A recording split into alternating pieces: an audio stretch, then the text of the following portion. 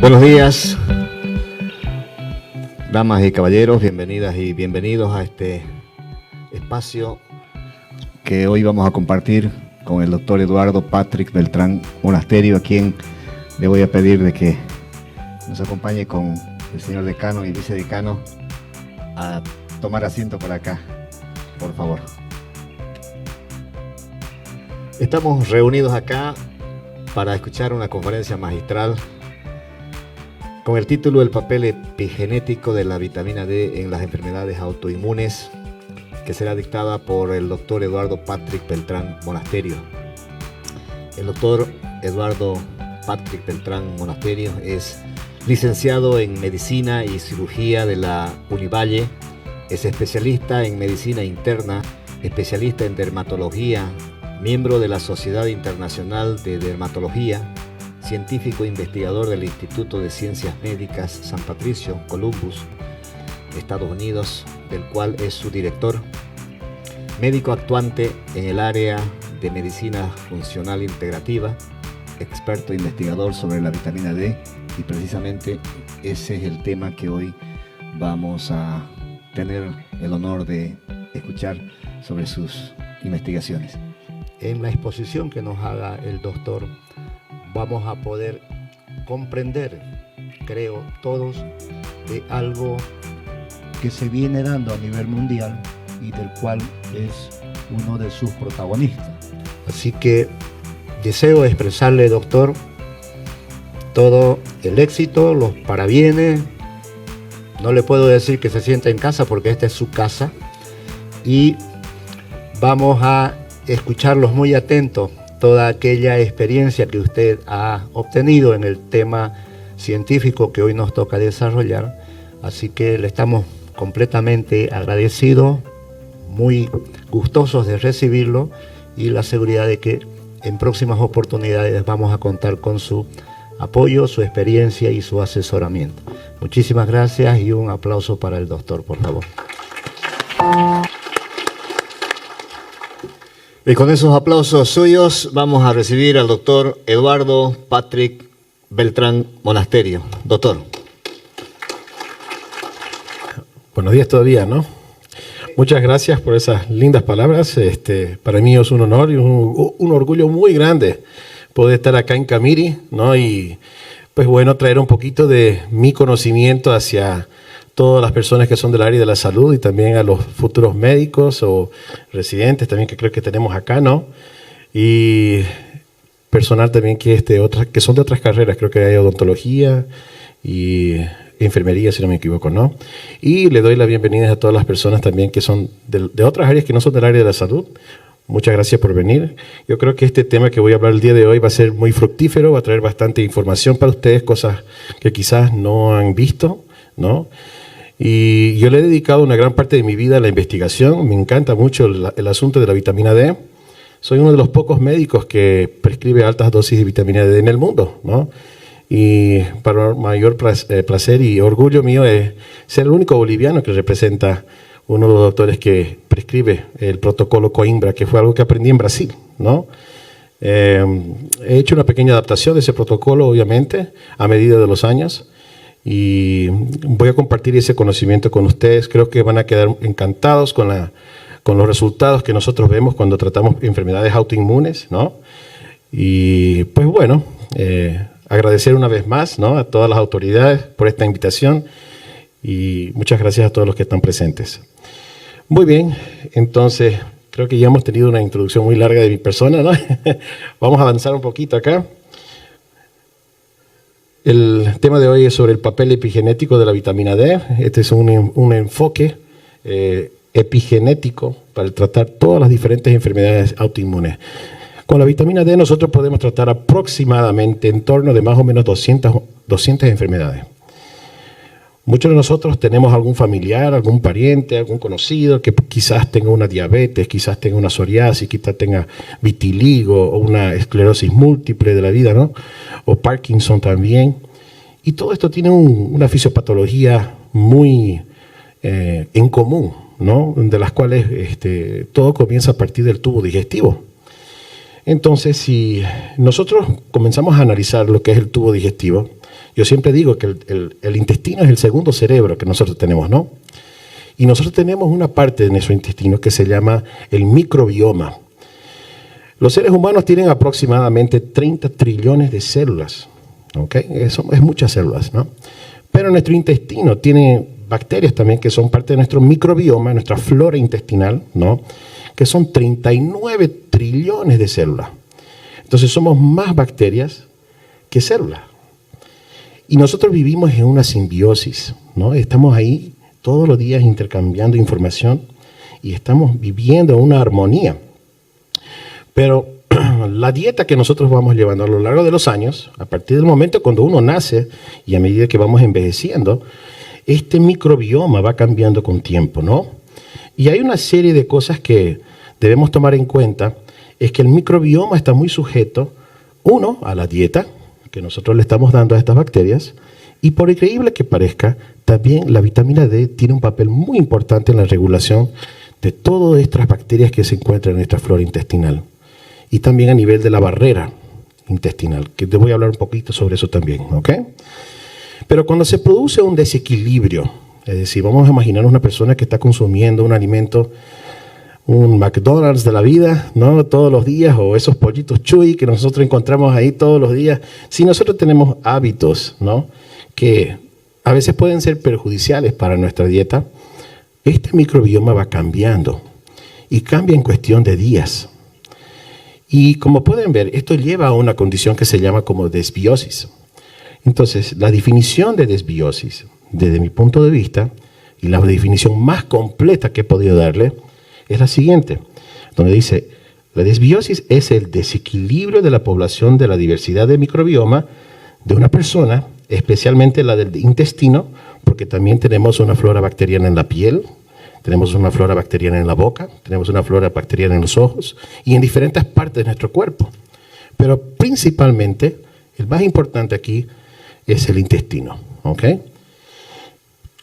Y puede ser influenciado por muchos factores ambientales. Aquí tenemos, por ejemplo, la calidad del agua, el aire, la dieta principalmente. Este es un factor muy importante y vamos a hablar mucho sobre esto hoy. Medicamentos y lo que nosotros le decimos en inglés single nucleotide polymorphisms, que serían los polimorfismos que se encuentran en nuestro DNA, nuestro material genético, ¿ya? Y una vez más, lo que influencia muchísimo acá son los niveles de vitamina D y ciertos cofactores que ayudan en la activación de la vitamina D, que pueden contribuir a una variedad de condiciones de salud por la presencia de inflamación sostenida, el cual conduce a la autoinmunidad y hasta inclusive, si persiste esa inflamación, puede causar cáncer. ¿Ok? Entonces, la desbiosis, como pueden ver, la podemos clasificar en diferentes categorías, ¿no? Aquí tenemos la desbiosis, que puede venir del agua, puede venir también de la comida, creo que aquí tenemos el aire, en fin. Y ahí tenemos muchas cosas que contribuyen, ¿no? Ahí está la polución del aire, polución de las aguas, agua potable, falta de agua potable, ¿no es cierto? Eso es un problema muy serio, ¿no? A veces hay regiones del país donde no hay agua, ¿no? O no hay agua potable, digamos, ¿no? Entonces esa gente se contamina con bacterias y eso causa una desbiosis, ¿no?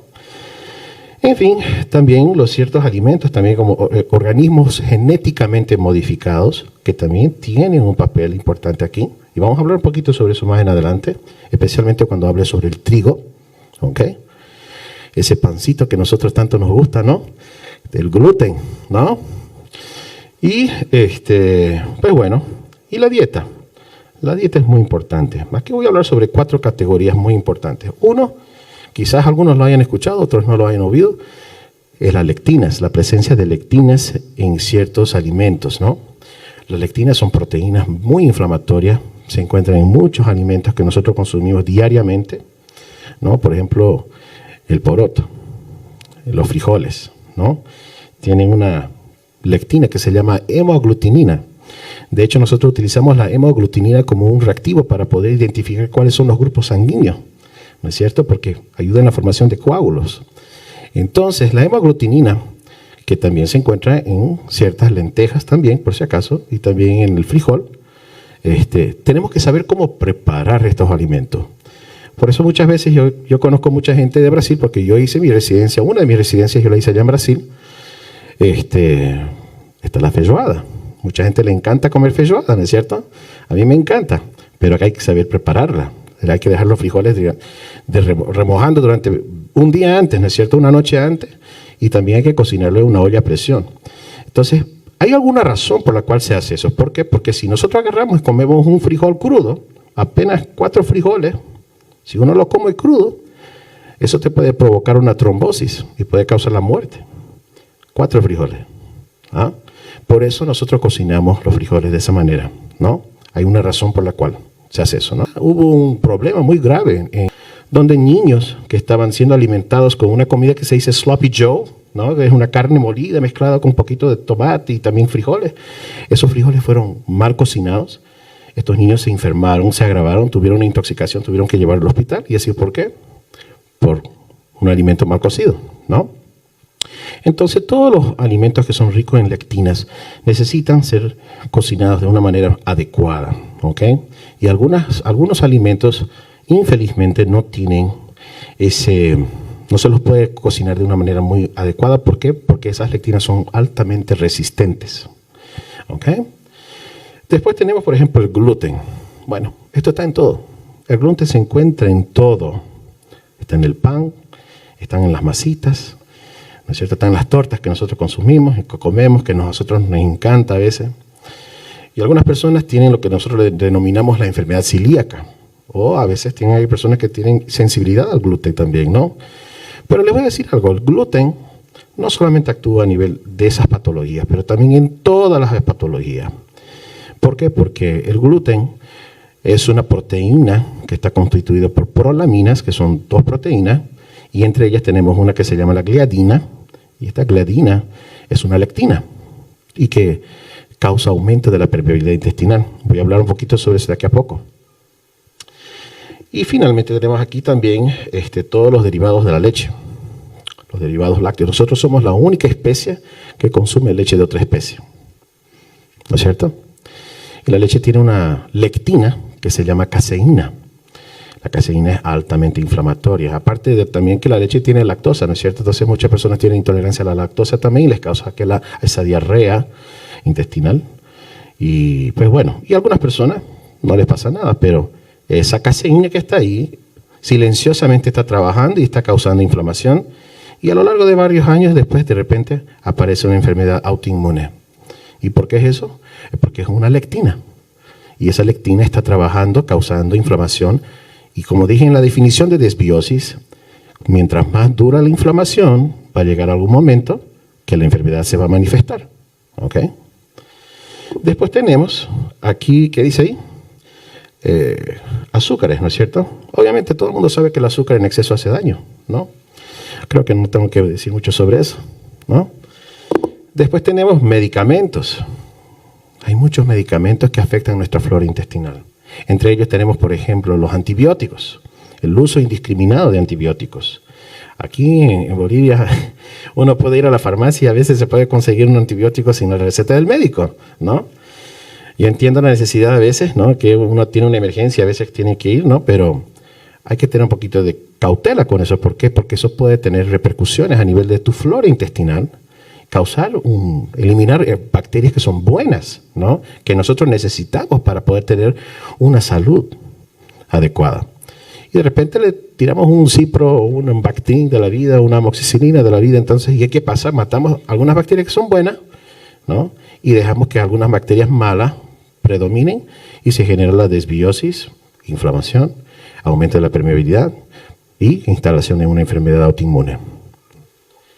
Después tenemos medicamentos que usamos para tratar, por ejemplo, la gastritis, los inhibidores de la bomba de protones, ¿no? Pacientes que tienen gastritis y le damos ahí un omeprazol, pantoprazol, esomeprazol. Son medicamentos que comúnmente yo los prescribía antes, ¿no?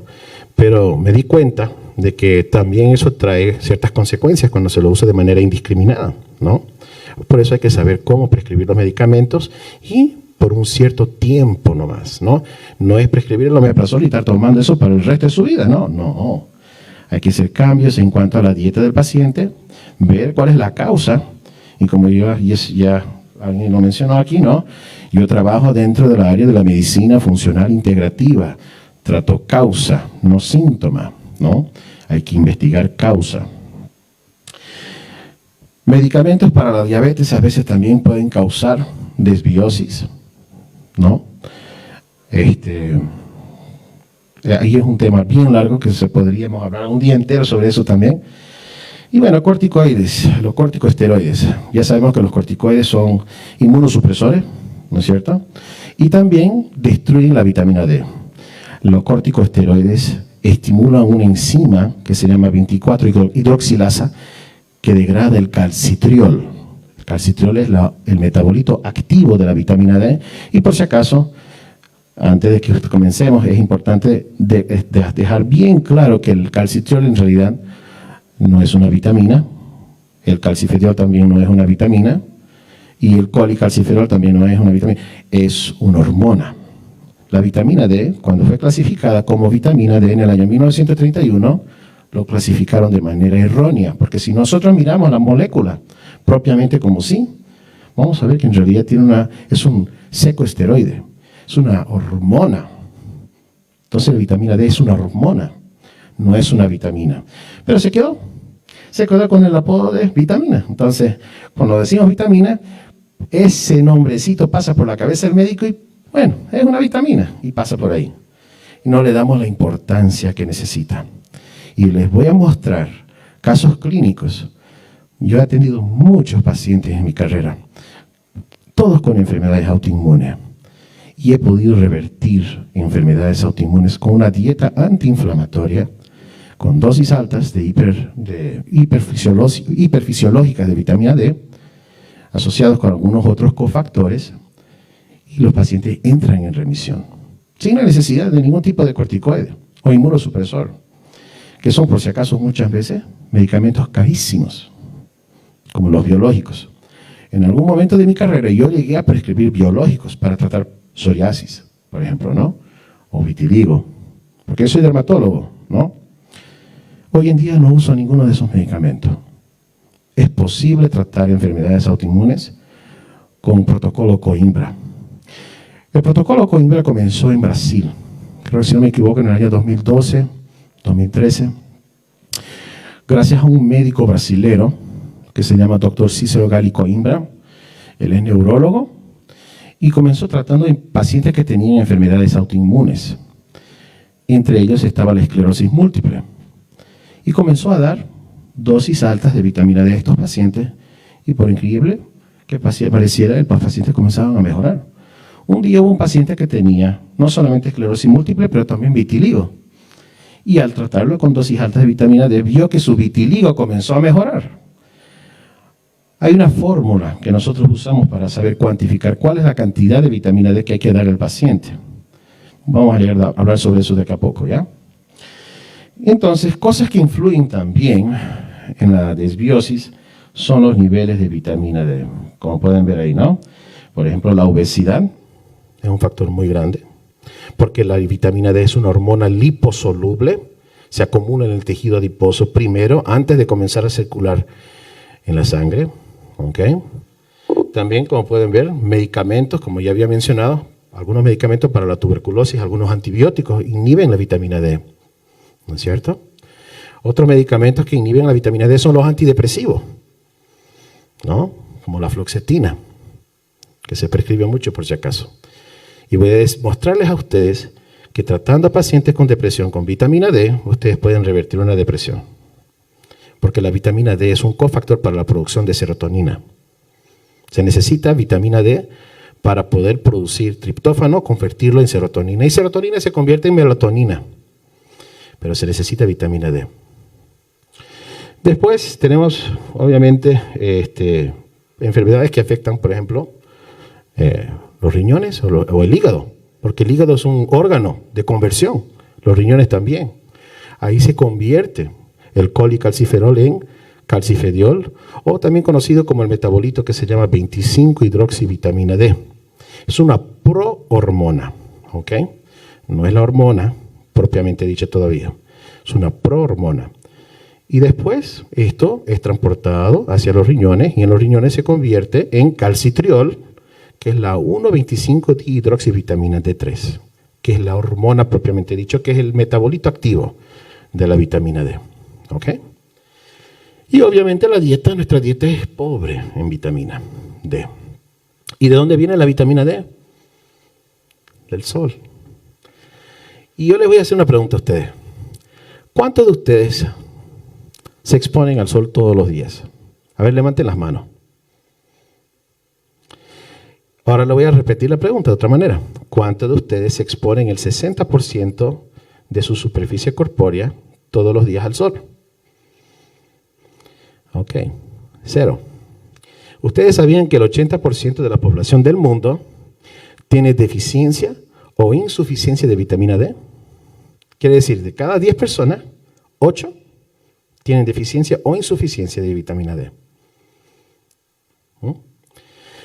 Y también hay que saber calcular. La vitamina D, cuando nosotros la dosificamos y la prescribimos al paciente, tenemos que saber cómo calcular y dosificar. Y le voy a decir por qué esto es muy importante.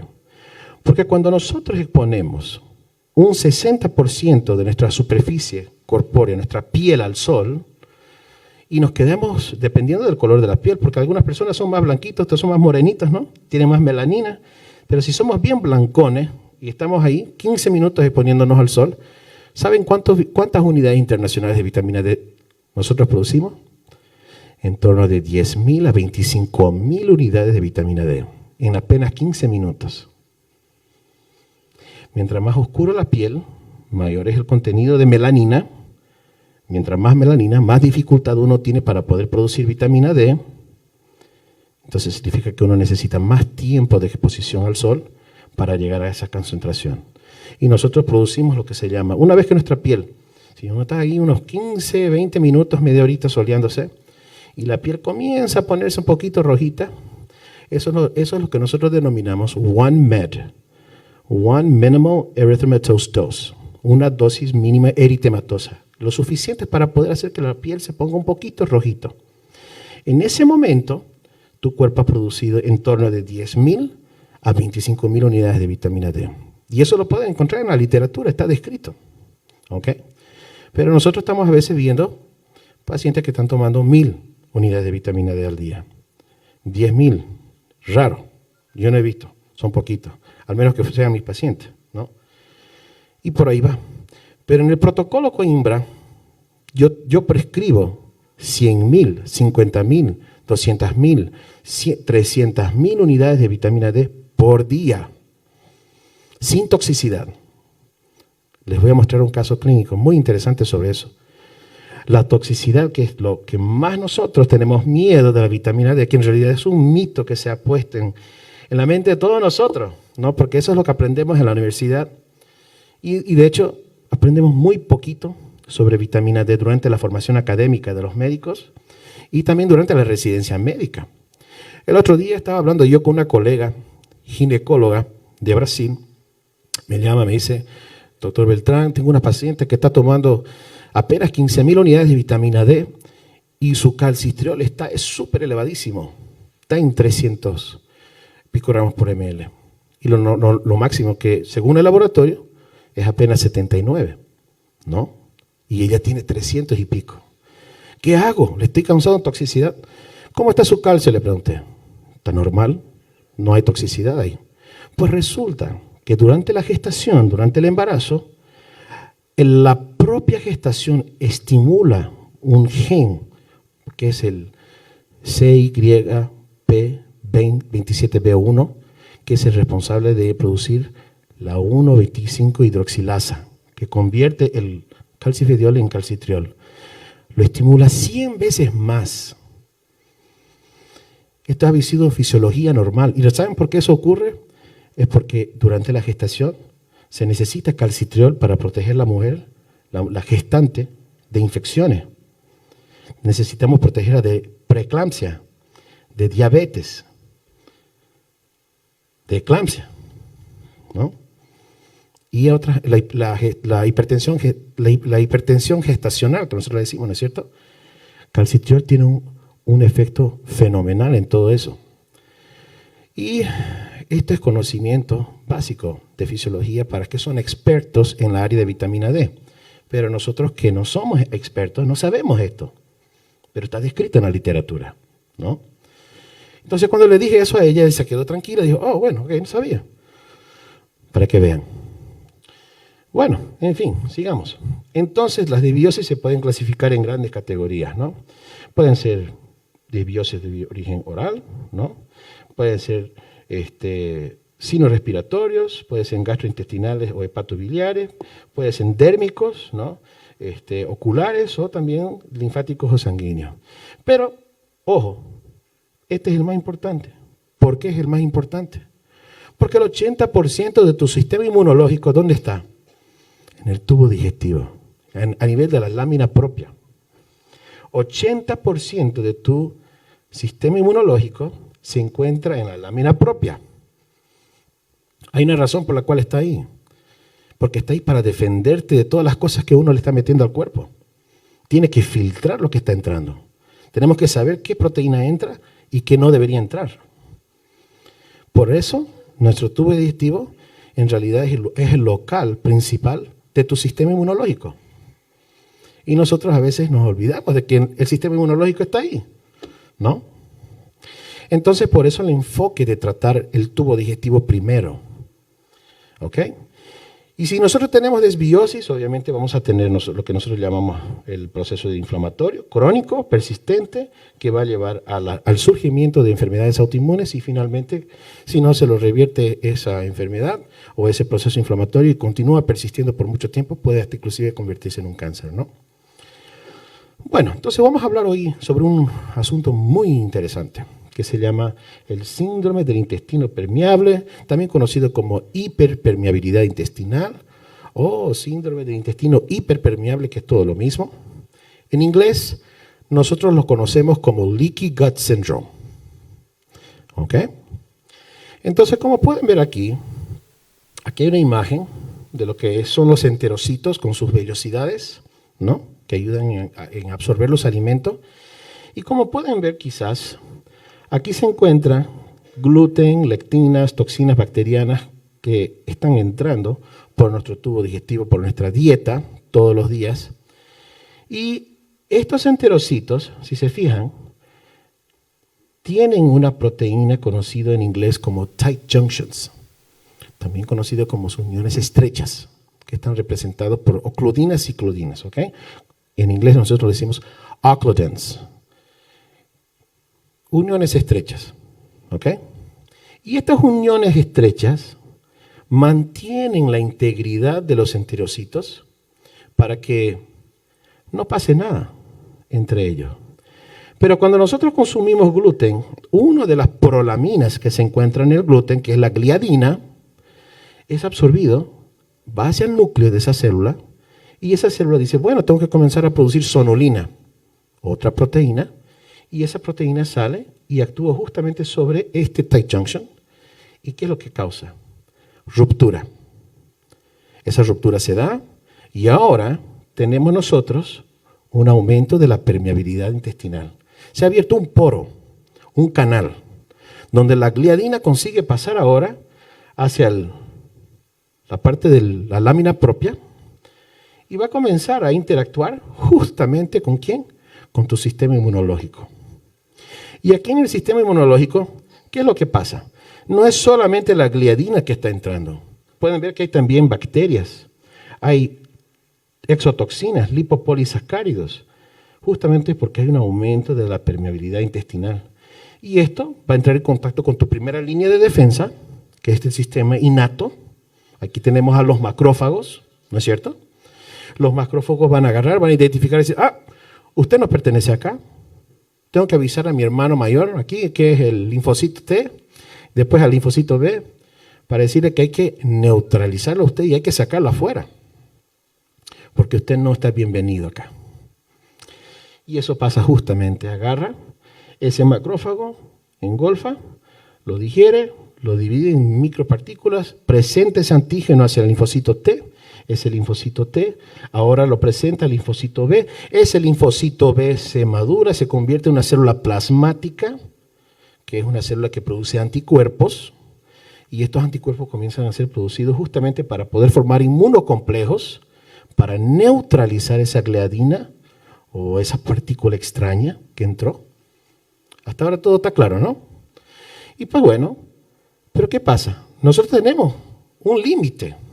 Tenemos lo que se llama la tolerancia inmunológica. Y esa tolerancia inmunológica, si uno le mete, pero lindo, al pan todos los días, o a la Coca-Cola, que yo conozco mucha gente que le encanta Coca-Cola, ¿no es cierto? Y en fin, aumentan su permeabilidad intestinal. Hay un momento que se vence. Dice, yo me rindo, ya no aguanto, ya no consigo. Y desgraciadamente, esta molécula conocida como gliadina proveniente del gluten tiene una estructura molecular o la secuencia de aminoácidos que se asemeja mucho con proteínas endógenas de nuestro cuerpo. Proteínas que se encuentran en diferentes tejidos de nuestro cuerpo. Entonces, ¿qué es lo que pasa? Justamente se genera un fenómeno conocido como el mimetismo molecular.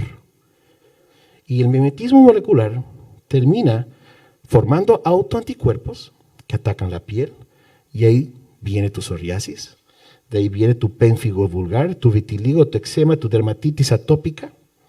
O puede irse hacia la tiroides y formar un cuadro de tiroiditis de Hashimoto, terminas con un cuadro de hipotiroidismo. Puede irse o causar lo contrario, hipertiroidismo, enfermedad de Graves. O puede irse al sistema nervioso central o al sistema nervioso periférico y atacar la vaina de mielina o otras partes de las neuronas. Y ahí se puede generar lo que se llama la famosa esclerosis múltiple o la enfermedad de Parkinson a nivel de la sustancia negra del cerebro.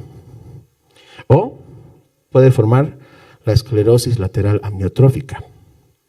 O puede formar Alzheimer's. O miastenia gravis. Y ahí va, enfermedad tras enfermedad. O quizá se va al tubo digestivo. Y esa enfermedad se genera ¿qué? La enfermedad celíaca. Se puede generar lo que se conoce como la sensibilidad al gluten, el síndrome del intestino permeable.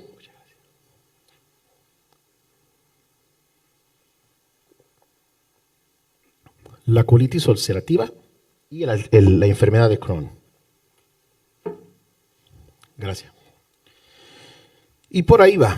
Entonces están viendo, este es el mecanismo mediante el cual se generan las enfermedades autoinmunes. Todo comienza en el intestino.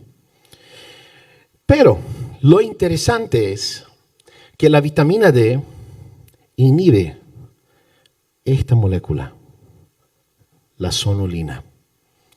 Y al inhibir la sonulina, no se abren los tight junctions y se mantiene la integridad de la barrera intestinal.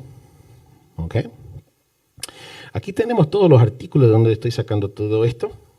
Tiene mucha información donde ustedes pueden investigar y pueden ver. Siguiendo.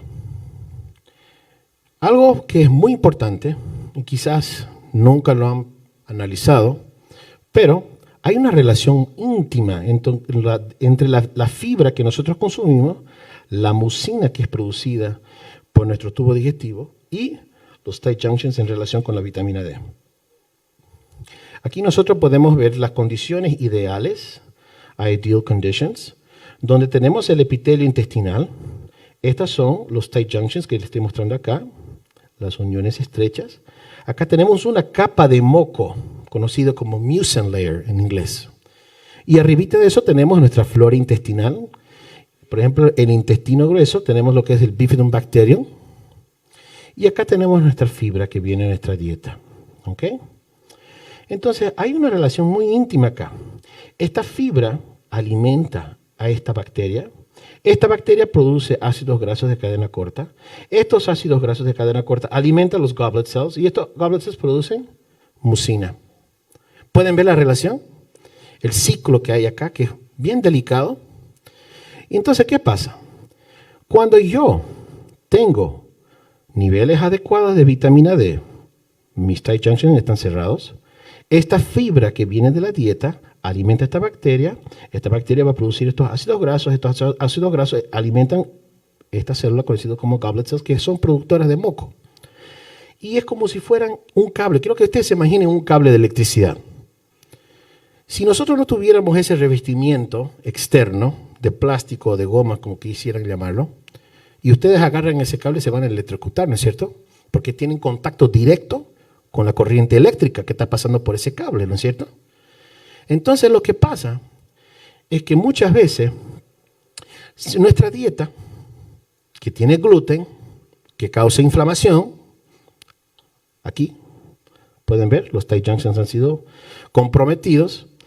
Este gluten que se encuentra en el trigo por si acaso que se consume en Bolivia, una gran parte de él es genéticamente modificado. Tiene 400% más gluten de que lo que era hace 50 años atrás. Y lo hicieron así justamente porque queremos que él sea más resistente. Si nosotros retrocedemos atrás, hace 50 años atrás el trigo no era así. ¿Ok? Bueno, ¿qué es lo que pasa? Estos alimentos también se les pone encima de estos alimentos herbicidas, ¿no es cierto? Quien trabajó en el campo, ha ido al campo, a veces van a ver que hay lugares donde le ponen herbicidas justamente para que no crezcan las hierbitas y justamente para que esa cosecha sea fructífera, haya bastante. Y uno de esos herbicidas es este de acá que se llama glyphosate, el glifosato. Monsanto, ¿alguna vez alguno ha escuchado de esa compañía? Bueno, Monsanto es una multinacional muy grande a nivel mundial. Brasil es el país que más agrotóxicos, herbicidas, insecticidas consume en el mundo. En segundo lugar está Estados Unidos, por eso tenemos tantas enfermedades autoinmunes. Y este tiene una patente de antibiótico en el año de 1996. El glifosato tiene patente de antibiótico. Entonces vamos a ver qué es lo que está pasando con las personas que están comiendo este tipo de trigo que tiene herbicida. Primero, estamos introduciendo una molécula proinflamatoria que va a aumentar la permeabilidad intestinal, como ya pueden ver. Y dos, tiene una molécula que en realidad actúa como si fuera un antibiótico que mata tu flora intestinal. Entonces, si no tenemos nosotros ese bifidón ahí, no vamos a producir esos ácidos grasos y no vamos a producir mucina. Entonces vamos a tener una capa de mucina que es muy fina y va a generar ¿qué? Contacto directo con ¿quién? Con el microbioma, cosa que no debería estar ocurriendo en primer lugar. Tienen que imaginarse que nuestro intestino tiene que tener unas capas protectoras que separa un ambiente del otro. ¿Ok?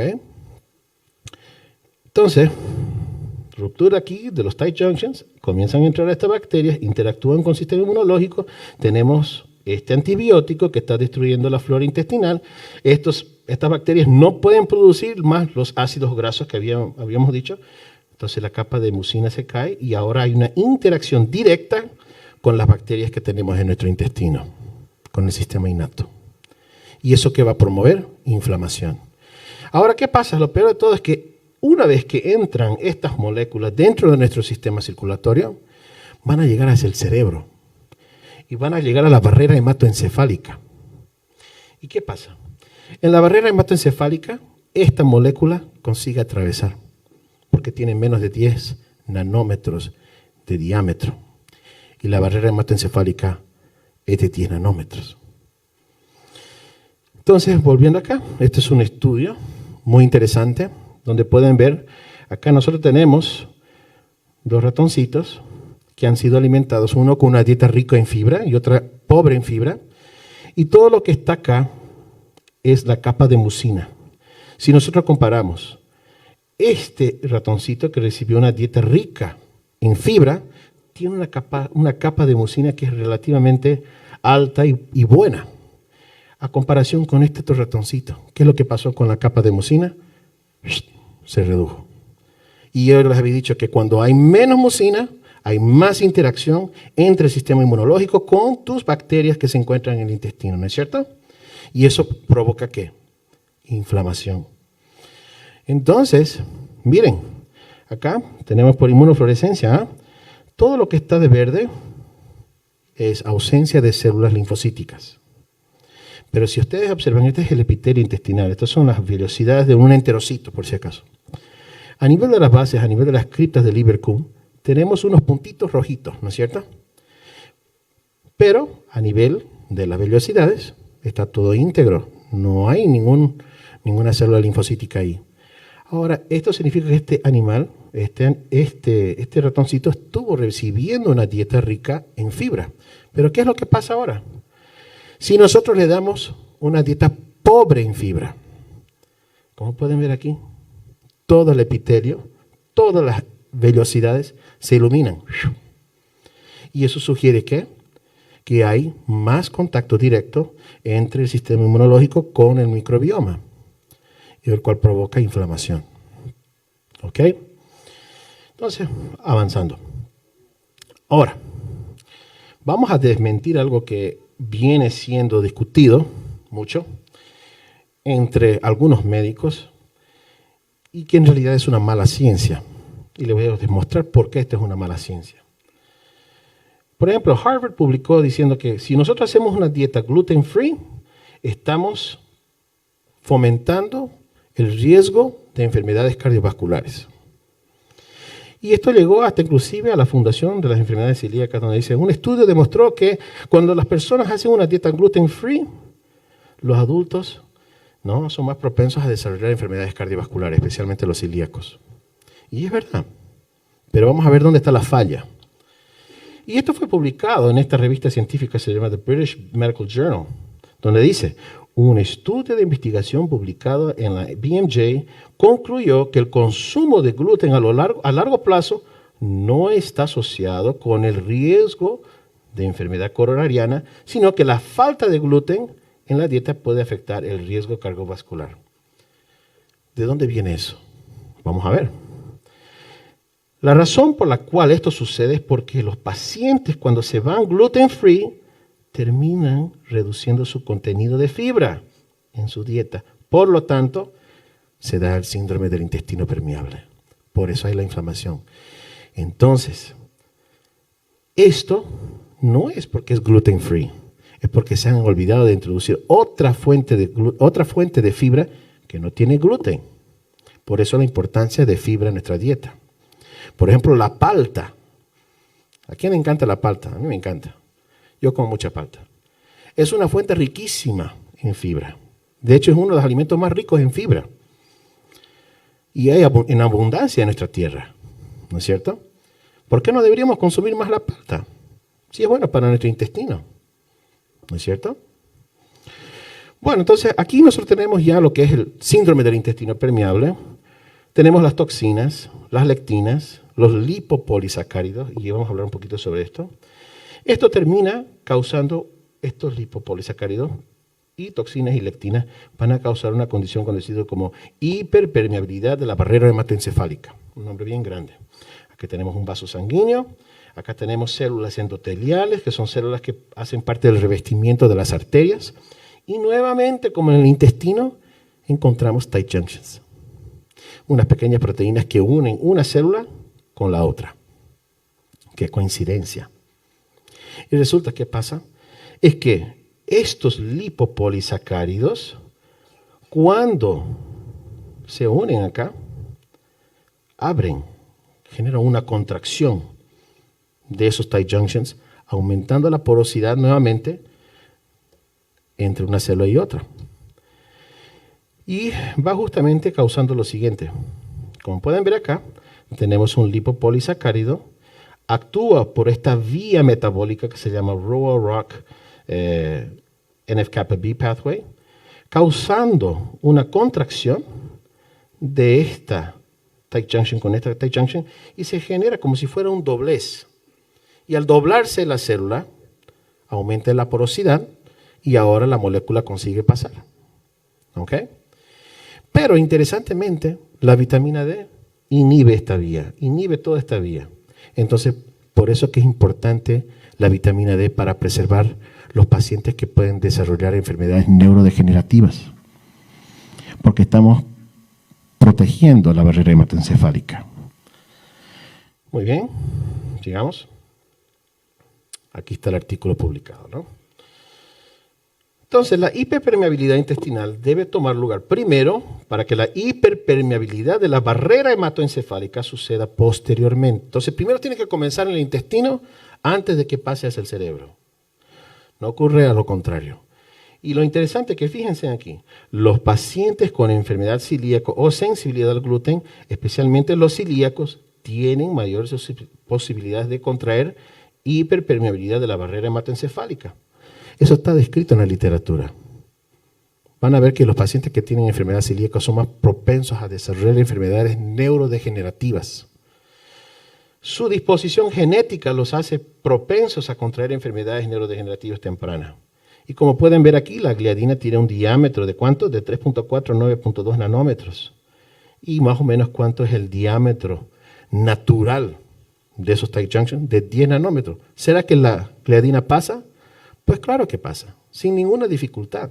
Por eso no se debería estar consumiendo esta molécula. Pese a que nosotros decimos, yo estoy comiendo este pancito, no siento nada. Bueno, de aquí a unos 30, 40, 50, 60 años, vamos a ver qué es lo que va a pasar, ¿no? Entonces, vamos a hablar sobre el autismo ahora. ¿Y por qué la vitamina D es importante para los pacientes que tienen autismo? Este estudio, que fue publicado hace poco, en el año 2020, en la revista que llamada The Scientist, demostró algo muy interesante. Y como pueden ver aquí, tenemos un corte histológico del parénquima cerebral, donde agarraron dos grupos de niños que fallecieron y le hicieron biopsias del parénquima cerebral, niños que eran autistas, diagnosticados con autismo, y niños que no tenían autismo. Y pudieron identificar algo que estaba siempre presente en todos los cortes histológicos de estos pacientes: la presencia de células inflamatorias en el parénquima cerebral del niño autista. ¿Qué significa esto? Significa que estas células inflamatorias están yendo a tratar de disminuir la inflamación porque hay algo que está provocando inflamación en el cerebro. Por eso aumenta. Por alguna razón estas células se recogen en esa parte del cerebro, porque hay inflamación en el cerebro. A diferencia mire cómo está el niño que no tiene autismo. Muy pocas células inflamatorias. ¿Pueden ver? Entonces, ¿será que el autismo es una enfermedad autoinmune? Claro que sí. ¿Será que hay aumento de la permeabilidad de la barrera hematoencefálica? Claro que sí. Eso es lo que está pasando con estos niños. ¿Ah? Y bueno, ahí está el artículo para que lo lean también. Y estos genes, yo me he dedicado a estudiar estos genes. Y son genes muy importantes de nuestra salud. Vamos a hablar mucho sobre los genes de la vitamina D hoy día. Vamos a zambullirnos, digamos, dentro de esta linda ciencia. Pero es importante que entiendan que la vitamina D regula más de 2.000 genes. Quizás ninguno de ustedes sabían eso, ¿no? La vitamina D regula el 10% del genoma humano. Nosotros tenemos más o menos 20.000 a 25.000 genes en total, nada más. 10% está regulado por la vitamina D. Muy bien. Quiero mostrarle aquí un video muy interesante de un niño autista que fue diagnosticado con autismo desde temprana edad. Es un video de un colega médico brasileño que emplea el protocolo Coimbra allá en Brasil. Se llama el doctor Vanderlei Ribeiro. Es una persona a quien yo admiro mucho y una persona a quien fue una fuente de inspiración para que yo me metiera más al fondo de lo que es el estudio de la vitamina D, porque el protocolo Coimbra nació en Brasil y quiero que esto se propague por todo el mundo y también que los médicos bolivianos se familiaricen más con este protocolo. Este niño es un paciente chiquitito de 2 años que tiene autismo. Van a ver, está en portugués, pero tiene subtítulos en español. ¿Okay? Van a ver su evolución a medida que fue pasando el tiempo, con una dieta antiinflamatoria y con dosis hiperfisiológicas de vitamina D, más algunos otros cofactores. Y cómo él fue cambiando con el tiempo y mejorando. ¿Podemos colocar play, por favor?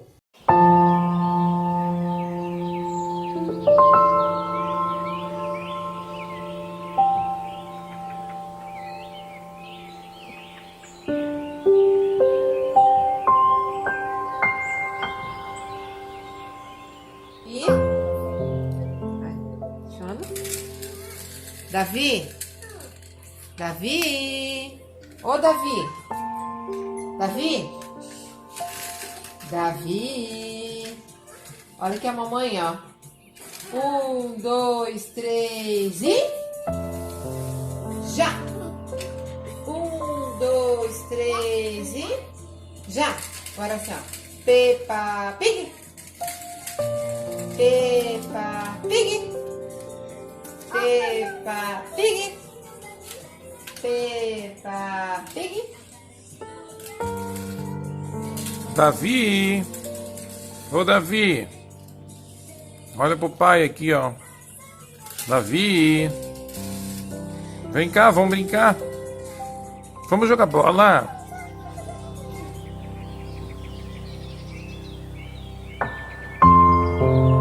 Que número é esse daí?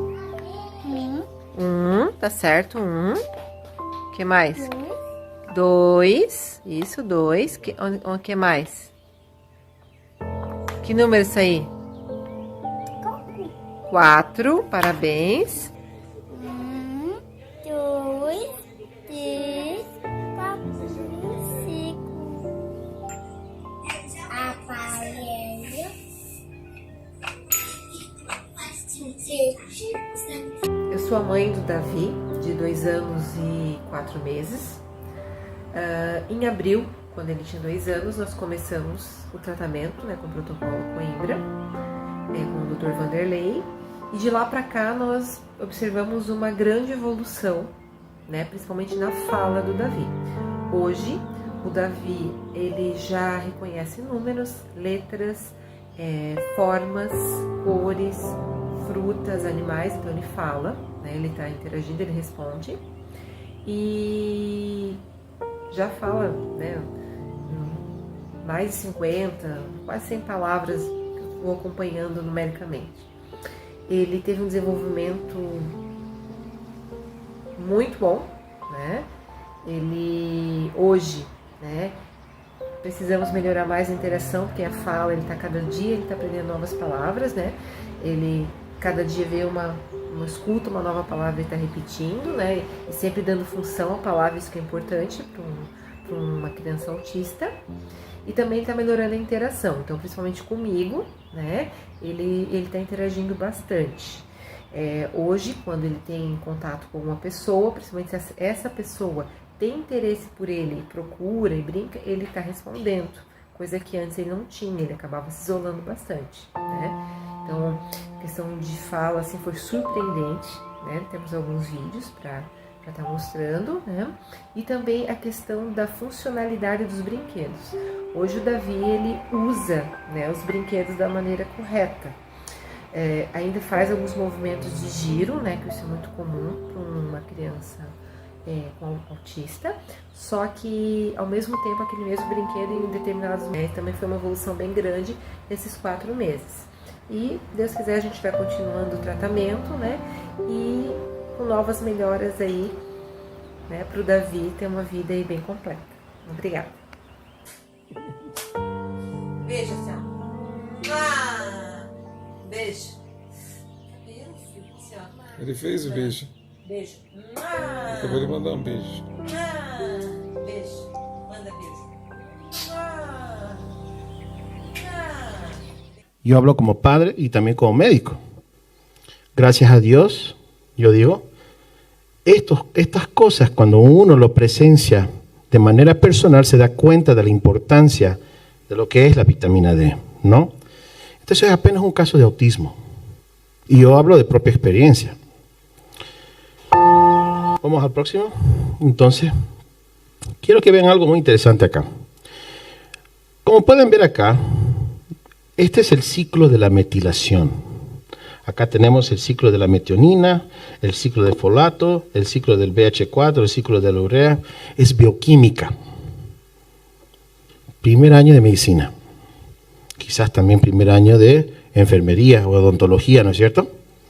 Es una materia muy básica, pero muy importante. Y todas las enfermedades, si nosotros entendiéramos bien bioquímica y fisiología, podríamos dar una explicación para lo que está pasando. Como pueden ver, acá está escrito triptófano y tirosina y ¿Aquí qué dice? Dopamina y serotonina, ¿no es cierto? Este gen, que es el MTHFR, es un gen muy importante para la producción de estos neurotransmisores.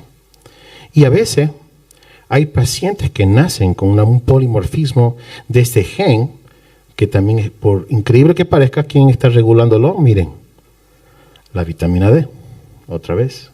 No se olviden que yo les dije que la vitamina D regula 2000 genes en el adulto y 3000 en el niño que está en desarrollo dentro del útero de su madre. Es muy importante. Por eso la suplementación de vitamina D durante la gestación es fundamental para tener niños saludables. No solamente para el bebecito, pero también para la madre. Entonces, aquí si se fijan, tenemos la tirosina, aquí una enzima conocida como tyrosine hydroxylase, que requiere de un cofactor para poder activar esta enzima y convertir la tirosina en ¿qué? Dopamina. Entonces, hay un caso clínico, vamos a hablar sobre él de acá a poquito. Si yo no tengo niveles adecuados de vitamina D, esta enzima que transforma la tirosina para posteriormente convertirse en dopamina no ocurre de manera adecuada. Por ende, acá tenemos un corte histológico donde se encuentra la sustancia negra de un paciente parkinsoniano. Y como pueden ver, acá tenemos la sustancia negra de una persona saludable, obviamente ya fallecida, lógico, pero si comparamos cómo se encuentra la sustancia negra en una persona que tiene Parkinson, prácticamente ya no hay esa célula, ¿no es cierto? Que son células productoras de dopamina. Acá tenemos células productoras de dopamina y aquí ya prácticamente están ausentes. Y aquí podemos ver los cuerpos de Lewy que se observa en la histopatología. Entonces, si una persona está consumiendo alimentos que causan hiperpermeabilidad intestinal y esas moléculas llegan a pasar hacia el cerebro, vamos a aumentar nuestra inmunidad en esa zona y causar inflamación persistente que va a terminar causando alguna enfermedad a lo largo del tiempo. Y la vitamina D juega un papel importante ahí. Entonces aquí tenemos, por ejemplo, gluten, gliadina, causa leaky brain, afecta la sustancia negra y la sustancia negra termina generando Parkinson. Ahí está. Miren este video acá, número 2.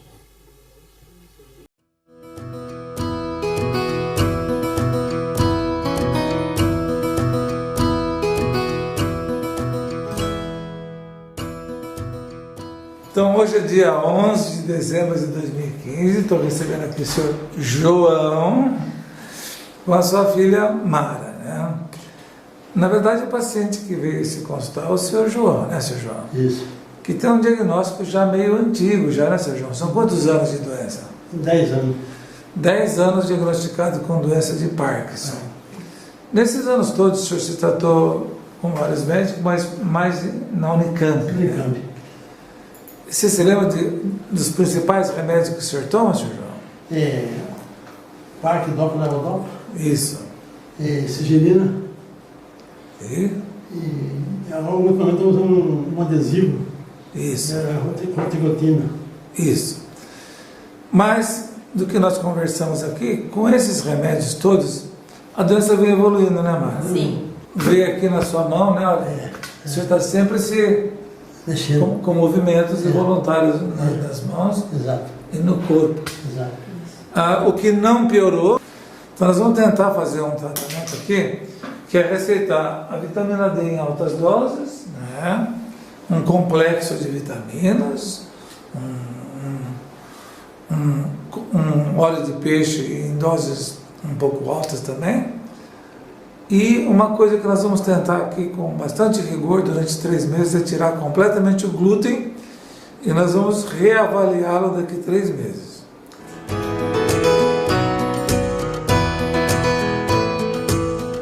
De março de 2016, estou recebendo aqui o nosso pacientezinho com Parkinson, né? Bom, quem está vendo o filme aqui e comparando, né, os dois movimentos, a primeira coisa que é notório é que o senhor não está se mexendo mais, né? O senhor está... Aqueles movimentos involuntários desapareceram, não é isso? E curiosamente, inclusive, a sua mão, levanta a mão assim um pouquinho para ela aparecer na tela aqui assim, isso, mais para cá assim, isso. Praticamente já não está tremendo mais, né? A outra mão não está tremendo mais, né? Isso melhorou bem isso aí, né?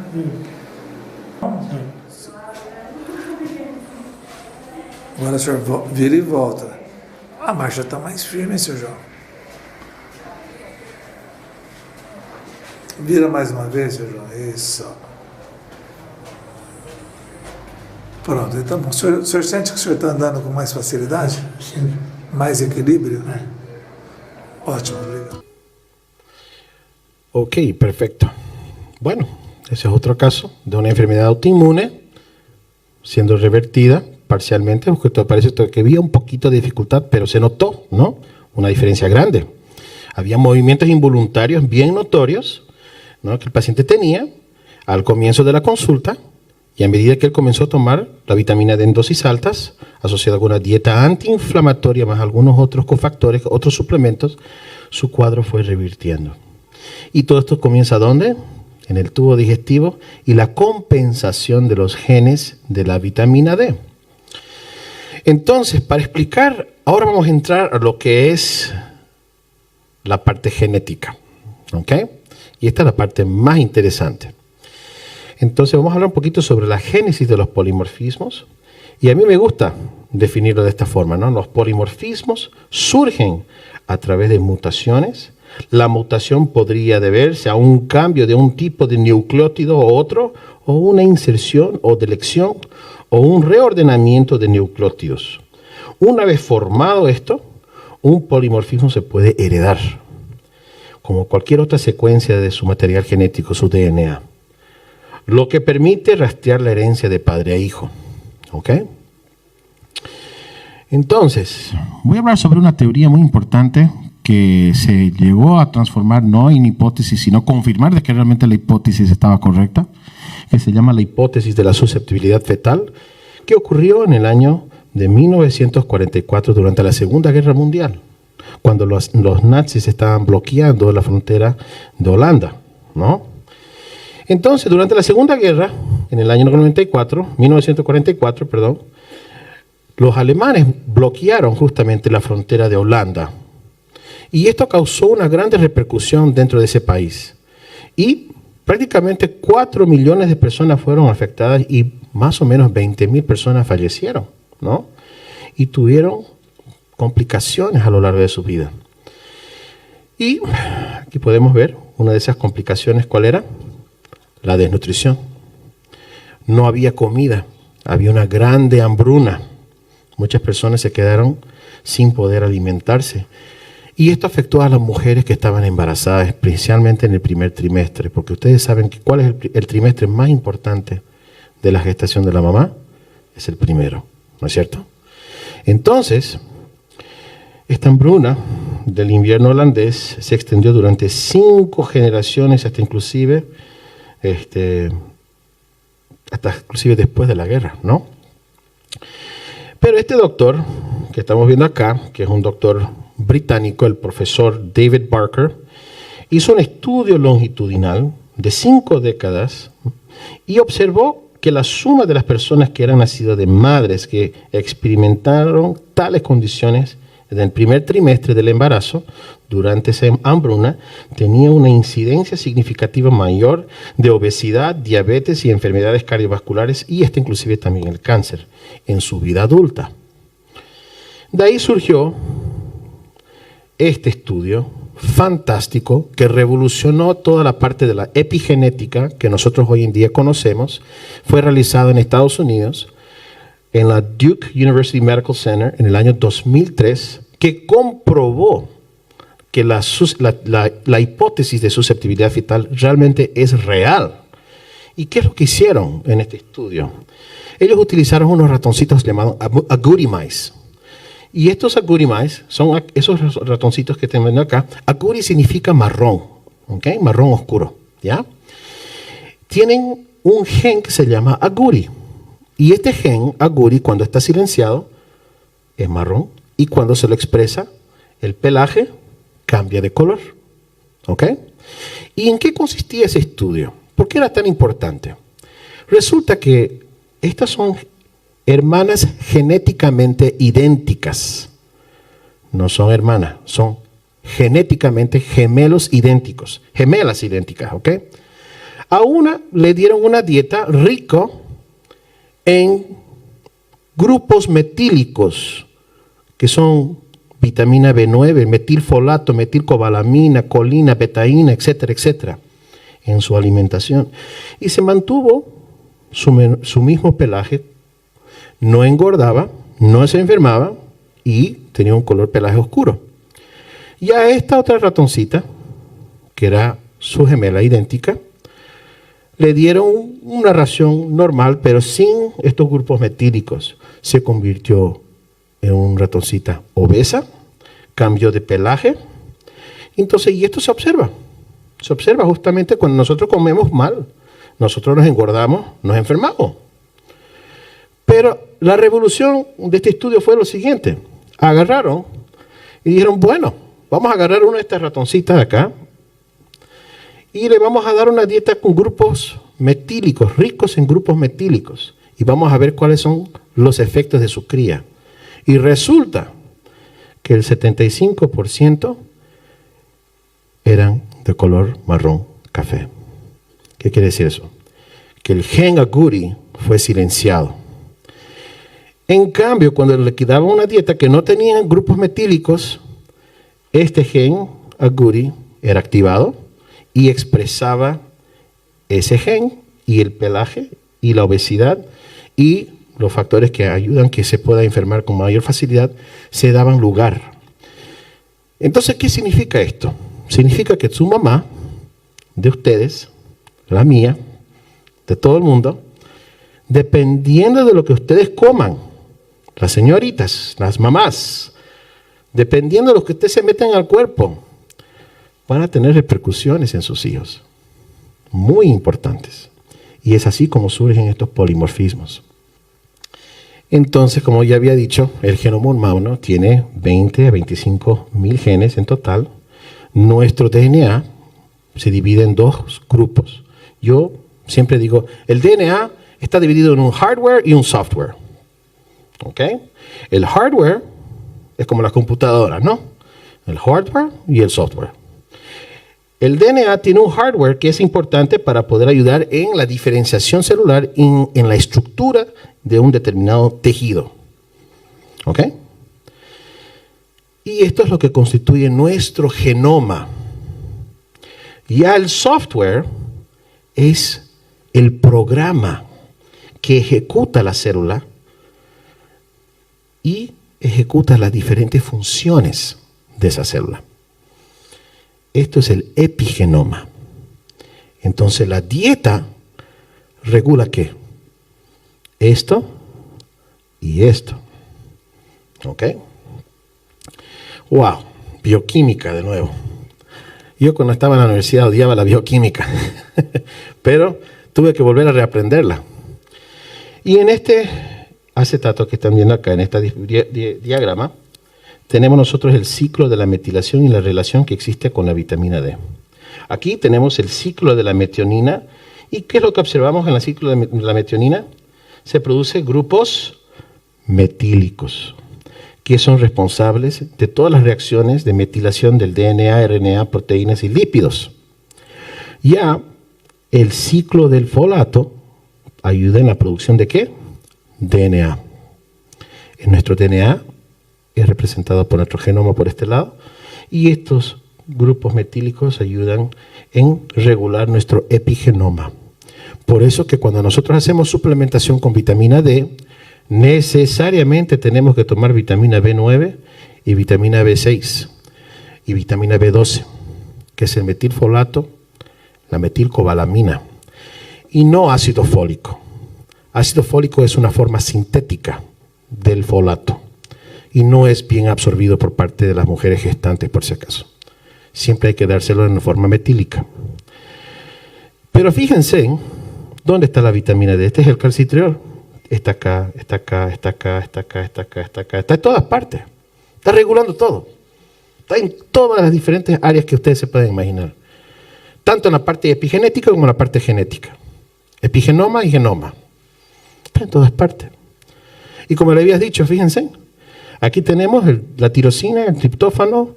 Este se va a convertir después posteriormente en lo que es la dopamina. Este se va a convertir en la serotonina, después en la melatonina. Por si acaso, ¿quién sabe decirme dónde se produce la mayor cantidad de serotonina en el cuerpo? ¿En el cerebro? A ver, levanten las manos. ¿Quién dice cerebro? Nadie. ¿Quién dice tubo digestivo? Exacto, el 90% de nuestra serotonina viene del tubo digestivo. ¿Ok? 10% está en el cerebro.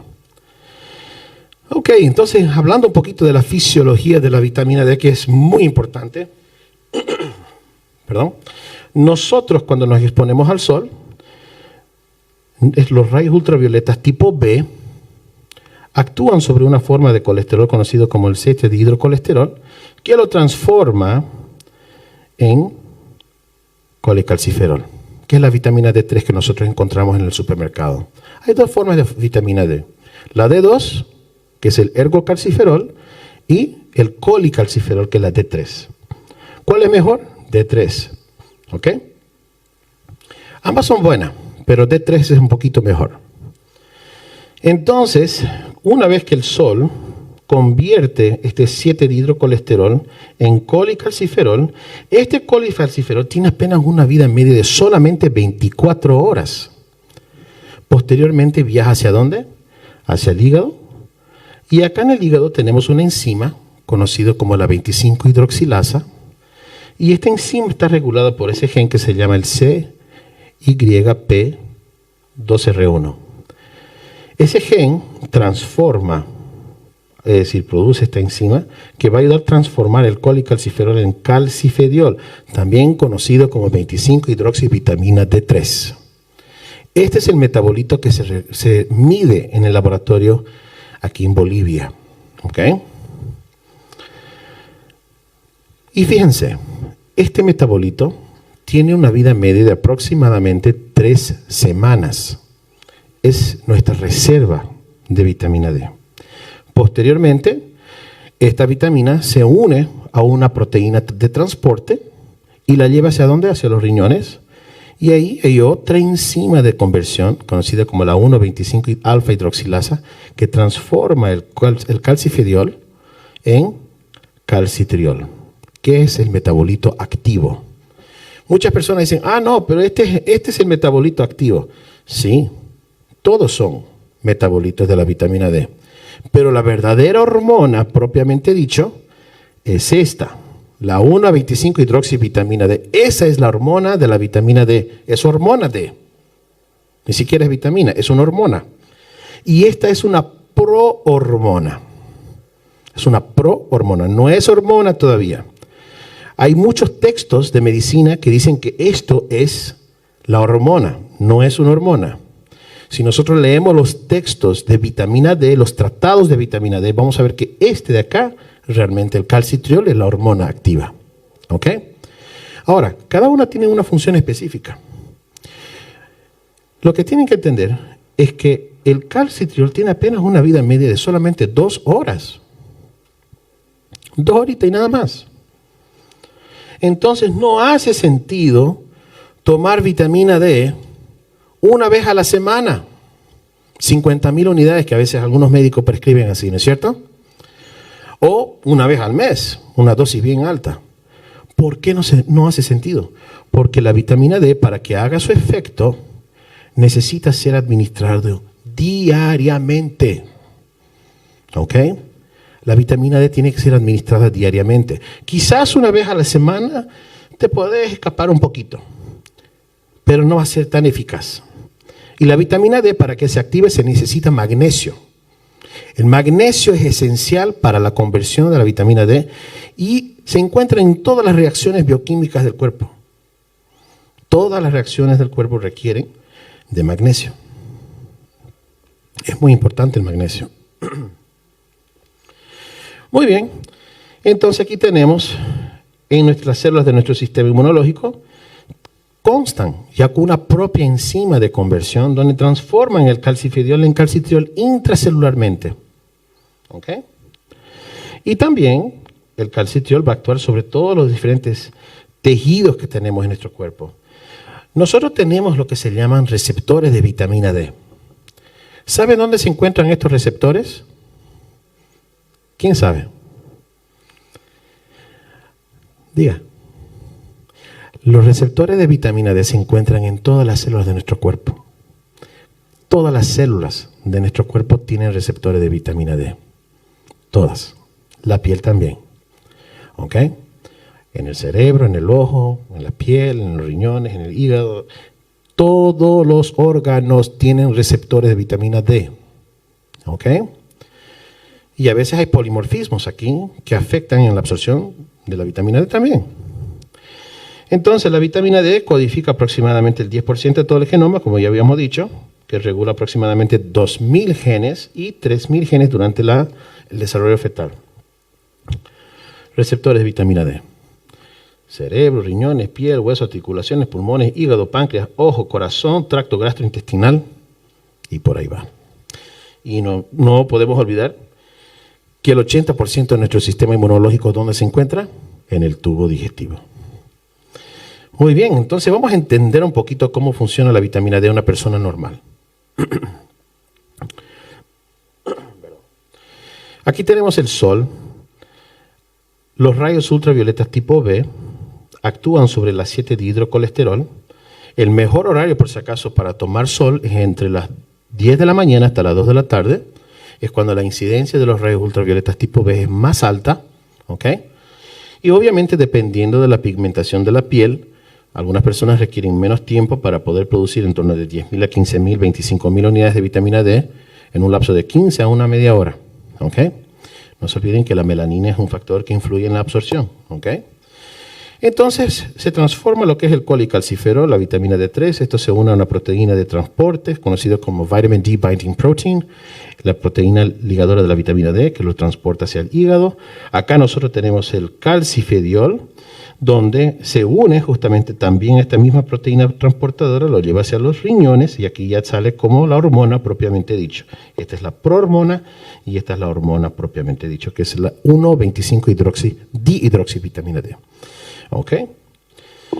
Si una persona está tomando, vamos a suponer, 10.000 unidades y este sistema está totalmente íntegro, no hay polimorfismos, no hay obesidad, es una persona supuestamente saludable. Estas 10.000 unidades deberían corresponder a 10.000 unidades de calcifediol y 10.000 unidades de calcitriol, si todo está íntegro. Pero infelizmente no es así. No todo el mundo es así. ¿Por qué? Porque si una persona, por ejemplo, bueno, ahí están las enzimas conversoras, ¿no? Y con sus genes. Vamos a imaginar que tenemos una persona que está tomando 10.000 unidades de vitamina D, se transformó en 10.000 unidades de calcifediol, pero solamente produzco 1.000 unidades de calcitriol. ¿Cuánto perdí acá? 9.000, ¿no es cierto? ¿Será que esta persona va a ser deficiente en vitamina D? Claro. Pero nosotros, ¿sabes cuál es la molécula que nosotros medimos en el laboratorio? Esta. ¿Dónde está la falla? ¿Será que esta persona tiene deficiencia de vitamina D? Claro que sí. Infelizmente en Bolivia, hasta ahora, si alguno de ustedes saben de algún laboratorio que mide calcitriol, por favor díganme. Porque yo estoy buscando un laboratorio todavía para poder ayudar a mis pacientes. Pero no conozco ningún laboratorio que lo hace en Bolivia. Lo hacen en Estados Unidos, lo hacen en Brasil. Ellos miden esta molécula. Pero en Bolivia nosotros no medimos esto todavía. Quizás sería una razón para que comenzamos a traer este reactivo para poder medir el calcitriol Porque muchas veces nosotros vemos un paciente y decimos, ah, no, su vitamina D está excelente, pero sigue el paciente enfermo. ¿Por qué? Porque tiene un polimorfismo de este gen donde no produce esta enzima que convierte el calcifediol en calcitriol. Y cuando nosotros de repente medimos el calcitriol, está bajísimo. ¿Qué quiere decir eso?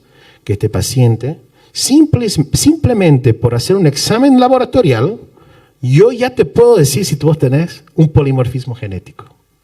Porque yo voy a medir tu 25-hidroxivitamina D y tu 1,25-hidroxivitamina D y voy a ver esa deficiencia. Y yo con eso, yo te digo, ajá, Usted, señor, tiene polimorfismo genético. Y yo hasta inclusive sé cuál es el gen que le está afectando. Es este, el CYP27B1. Usted no está produciendo 1,25-hidroxilasa en cantidad suficiente o es una enzima defectuosa. ¿Qué tal esa? Por interpretación laboratorial podemos hacer eso. Entonces ahí está la falla. O puede ser de la siguiente manera.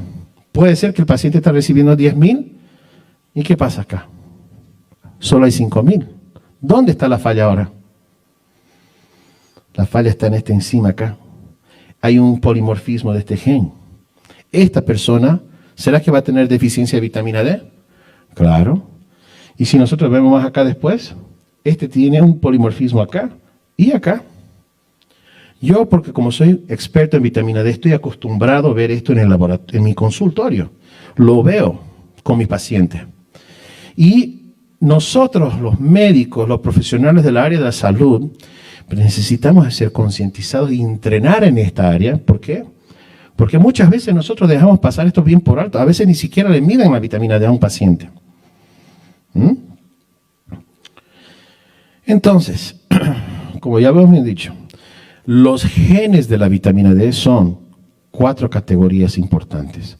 Tenemos genes de conversión, genes de transporte, genes de degradación y genes de receptor, de afinidad de receptor. ¿Cuáles son los genes de conversión? Son la CYP2R1, que es la que es responsable de producir la 25-hidroxilasa, y la otra que es responsable de producir la 1,25-hidroxilasa. Después tenemos la de transporte, que es una proteína ligadora de vitamina D, que también pueden haber algunas personas que nacen con un polimorfismo de este gen, donde la vitamina D no se transporta de un lugar para otro. ¿Y dónde se produce esta esta proteína ligadora de vitamina D? En el hígado. Entonces, si el paciente tiene enfermedad hepática, como cirrosis, o esteatosis hepática, o alguna enfermedad que afecta el hígado, va a tener comprometido esta parte aquí. ¿No es cierto? Y la degradación. También hay un gen que regula la degradación de calcitriol para que no tengamos mucho calcitriol acumulado en nuestro cuerpo, que es este gen que es el CYP24A1, que produce la 24-hidroxilasa y que destruye el calcitriol. Y cuando nosotros estamos usando corticoides, ¿saben quién estamos estimulando? Este gen. Y ese gen comienza a producir la 24-hidroxilasa. Quiero parar aquí y decirles algo importante. Yo en el mes de junio del 2021 atendí muchos pacientes con COVID de Bolivia y de Brasil y hice una publicación científica, si quieren la pueden chequear después. Fueron un total de 28 pacientes que estaban todos intubados en diferentes hospitales de Bolivia y en Brasil. Y estos pacientes, ustedes saben, reciben corticoides en la terapia intensiva, porque tienen una tormenta de citoquinas que causa mucha inflamación, ¿correcto? Algunos reciben dexametasona, otros reciben metilprednisolona y por ahí va. Pero todos son corticoides, corticosteroides. Y los corticosteroides, ¿qué causan? Estimulan la 24-hidroxilasa. Entonces, cuando nosotros le damos a los pacientes que están en terapia intensiva dosis muy altas de corticoides, podemos de hecho puede ser hasta perjudicial por el paciente. ¿Por qué? Porque la vitamina D lleva al sistema inmunológico por una vía antiinflamatoria para producción de anticuerpos, para generar inmunidad al paciente. Pero si se da mucho corticoide, una de las cosas que ustedes van a encontrar en el laboratorio es un PTH muy elevado y una vitamina D muy baja. Y es por eso que estos mis pacientes que yo los atendía a distancia, recibían 600.000 unidades de vitamina D en bolus. Y algunos de mis pacientes recibían 1.200.000 de unidades internacionales de vitamina D3 en bolus, porque la vitamina D no subía. ¿Y de dónde viene esto? Todo tiene fundamento científico. Todo tiene su fundamento. Cuando nosotros vemos atrás, vamos a retroceder un poquito al pasado. ¿De dónde vienen las 600.000? ¿Por qué damos 600.000? ¿Será que es muy peligroso dar 600.000? No, señores. No causa toxicidad. Porque esos pacientes ya están deficientes en vitamina D y eso es una dosis de corrección. Es una dosis de corrección. Porque ya están deficientes en vitamina D. Y esto nosotros lo hacíamos desde la época de 1800 y pico para los pacientes que tenían raquitismo. Le damos 600.000 unidades para subir sus niveles a niveles óptimos en cuestión de 72 horas. De los 27 pacientes que yo tuve en terapia intensiva entubados, 26 sobrevivieron y están vivos, gracias a Dios, para contar su historia. Muchas veces yo encontraba un poquito de resistencia por parte de mis propios colegas, porque no son conocedores, digamos, de la vitamina D, no entienden este mecanismo, ¿no? Pero cuando comenzaban a ver los resultados que se estaban observando en la terapia intensiva, doctor Beltrán, a ver, explíqueme por favor, ¿qué es lo que está pasando con estos pacientes? ¿Por qué los pacientes están respondiendo cuando se les da dosis alta? Porque estamos haciendo que el sistema inmunológico vaya por una vía antiinflamatoria a través de los T helper 2 cells, decimos, los linfocitos H2, ¿ok? Y vamos por una vía que va a ir produciendo anticuerpos y no por los TH1. La vitamina D, cuando hay insuficiencia, va por la vía antiinflamatoria. Cuando hay deficiencia, va por la vía inflamatoria. Por eso que van a ver que el 90% de los pacientes que están en terapia intensiva tienen ¿qué? Deficiencia de vitamina D. Entonces los corticoides hay que saber dosificarlos. Y finalmente tenemos los receptores de vitamina D, ¿no? ¿Cuáles son los metabolitos que ustedes tienen que tener en mente al momento de querer analizar los resultados? Tienen que tener la 25-hidroxivitamina D, la 1,25-hidroxivitamina D, la PTH, porque esta es la hormona paratiroidea que es antagonista a esta otra hormona. Cuando hay deficiencia de vitamina D, está acá, ¿qué pasa con PTH? Sube. Cuando nosotros subimos PTH, cuando nosotros subimos la vitamina D, ¿qué pasa con PTH? Baja. Son antagonistas. ¿Ok? Y el protocolo Coimbra se caracteriza justamente de inhibir el PTH. Cuando nosotros inhibimos casi por los niveles inferiores de PTH, ¿saben lo que pasa con la enfermedad autoinmune? Entra en remisión. Ese es el secreto del protocolo Coimbra. Entra en remisión el paciente. Porque cuando se inhibe PTH, tenemos cantidad suficiente de metabolitos activos de vitamina D circulando en la sangre que van a darnos todos los beneficios que necesitamos. Bueno, este concepto que yo les voy a dar ahora es un concepto que yo lo he desarrollado. Yo soy autor de este concepto y lo he publicado. Y muchos colegas que somos expertos dentro del área de la vitamina D, ahora estamos comenzando a reconocer que esto es un fenómeno que realmente ocurre. Y dice lo siguiente, se llama limpieza de los receptores de vitamina D a través de una dieta antiinflamatoria. Y lo voy a leer bien despacito porque quiero que acompañen lo que está escrito acá.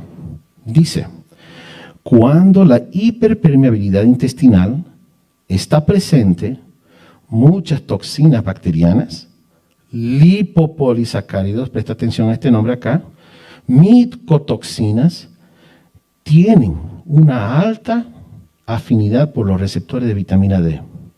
Este es un mecanismo de evolución por parte de estos microorganismos para tratar de inhibir la respuesta inmune adecuada. Cuando estos receptores están bloqueados, inhiben la unión de calcitriol o calcifediol o colicalciferol a su receptor de vitamina D. Y cuando se administra vitamina D3 en los pacientes, ellos comienzan a producir más calcitriol que actúa más sobre los enterocitos y permite que esas uniones estrechas, conocidas como tight junctions, que habíamos ya descrito, se cierren mejor, ¿no? Y la vitamina D también tiene un impacto directo en la regulación de nuestro microbioma. Ahora, el revestimiento del tracto gastrointestinal, enterocitos, cambia completamente en 90 a 100 días. El fortalecimiento de los tight junctions y mejoramiento de la salud intestinal mediante una dieta antiinflamatoria induce cambios significativos en nuestro microbioma y aumenta la producción de mucina y reduce la permeabilidad a estas toxinas y lipopolisacáridos. Mientras esto ocurre en el intestino, los receptores de vitamina D, que inicialmente estaban bloqueados, eventualmente desaparecen, es decir, mueren y se van. Y son reemplazados por otros receptores de vitamina D. Estos nuevos receptores de vitamina D existentes ahora están listos para poder trabajar con los metabolitos de la vitamina D circulante, favoreciendo el funcionamiento normal de la célula. Este concepto se conoce como limpieza de los receptores de vitamina D a través de una dieta antiinflamatoria. Esto es algo que va a estar en los libros de medicina. Va a pasar a estar descrito en los libros de medicina, porque es un fenómeno real. Esto ocurre con nuestros pacientes. Cuando nosotros tenemos hiperpermeabilidad intestinal, lipopolisacáridos tienen afinidad con los receptores de vitamina D y se quedan bloqueados. Entonces la célula inmunológica no puede hacer nada. Está paralizada. Es un fenómeno de evolución que estos microorganismos han desarrollado para tratar de inhibir el sistema inmunológico, para que no haga lo que tiene que hacer. Pero si nosotros corregimos la dieta y subimos los niveles de vitamina D, ¿qué es lo que pasa? Estos receptores mueren, nuevos receptores aparecen, metabolitos de vitamina vienen, actúan y hacen su función que tienen que hacer. ¿Ok? Entonces, para nuevamente aclarar acá tenemos nuestro epitelio intestinal, son los enterocitos, acá tenemos nuestra capa de mucina, las bacterias que hacen parte de nuestra flora intestinal, ¿no es cierto? Si hay desbiosis, obviamente vamos a tener ruptura de esta unión entre ambos enterocitos, donde estos tight junctions se rompen, y ahí de repente ahora nuestras bacterias entran, los lipopolisacáridos entran, las toxinas entran, micotoxinas entran. Entre los hongos que tenemos que colonizan y causan hiperpermeabilidad está el cándida. Hay muchos pacientes que tienen cándida albicans en el intestino, sobrecrecimiento de cándida, y causa una condición conocida como SIFO. En inglés significa Small Intestinal Fungal Overgrowth, sobrecrecimiento fúngico del intestino delgado. Y cuando hablamos la palabra SIBO, significa Small Intestinal Bacterial Overgrowth, sobrecrecimiento bacteriano del intestino delgado. Esto ocurre, gente. Hay mucha gente que tiene a veces, se quejan y dice, ay, estoy con muchos gases, después cada vez que como yo, por ejemplo, brócolis, así se me hincha mi barriga. Yo conozco un familiar que tiene eso. ¿Por qué será? Porque ciertos alimentos, cuando están en contacto con ciertas bacterias que están ahí, fermentan esos alimentos y esas bacterias patogénicas causan problemas digestivos. Y ese paciente, nada raro, tenga una enfermedad autoinmune escondida.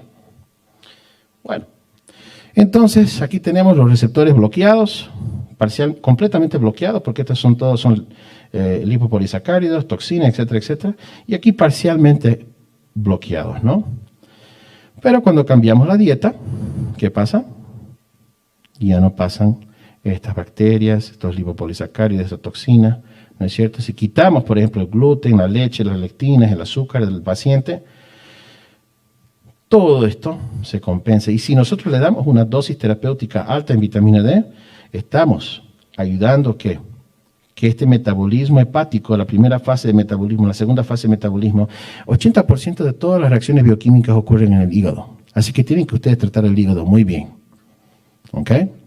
El ácido alfa-lipoico, por ejemplo, es un suplemento que está en mi protocolo, que ayuda. Ustedes no saben la importancia del ácido alfa-lipoico, es muy importante para revertir enfermedades hepáticas.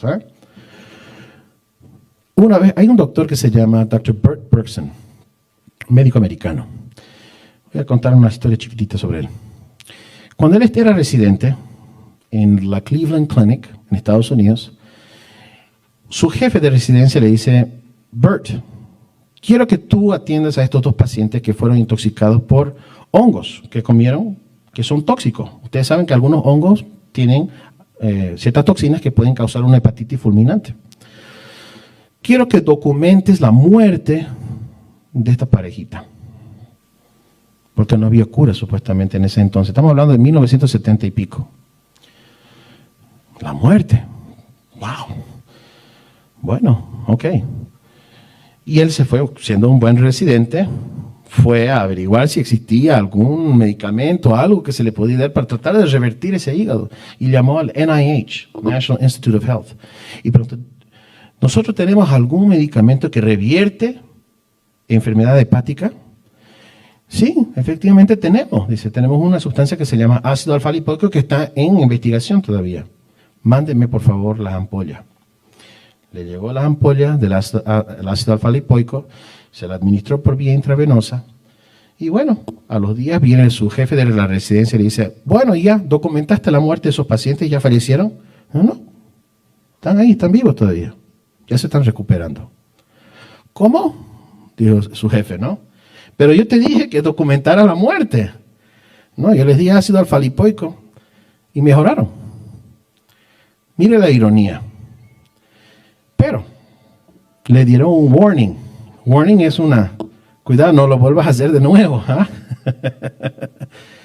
Resulta que el Dr. Bert Bergson, unos años después, estaba trabajando en un hospital donde hacían trasplante hepático. Habían aproximadamente 76 pacientes que estaban en la fila de trasplante esperando por un hígado, y él los trató con ácido alfa-lipoico. Y de los 76, 73 no necesitaron trasplante hepático. ¿Sabe lo que le pasó al Dr. Bert? Lo despidieron, porque le está quitando el negocio.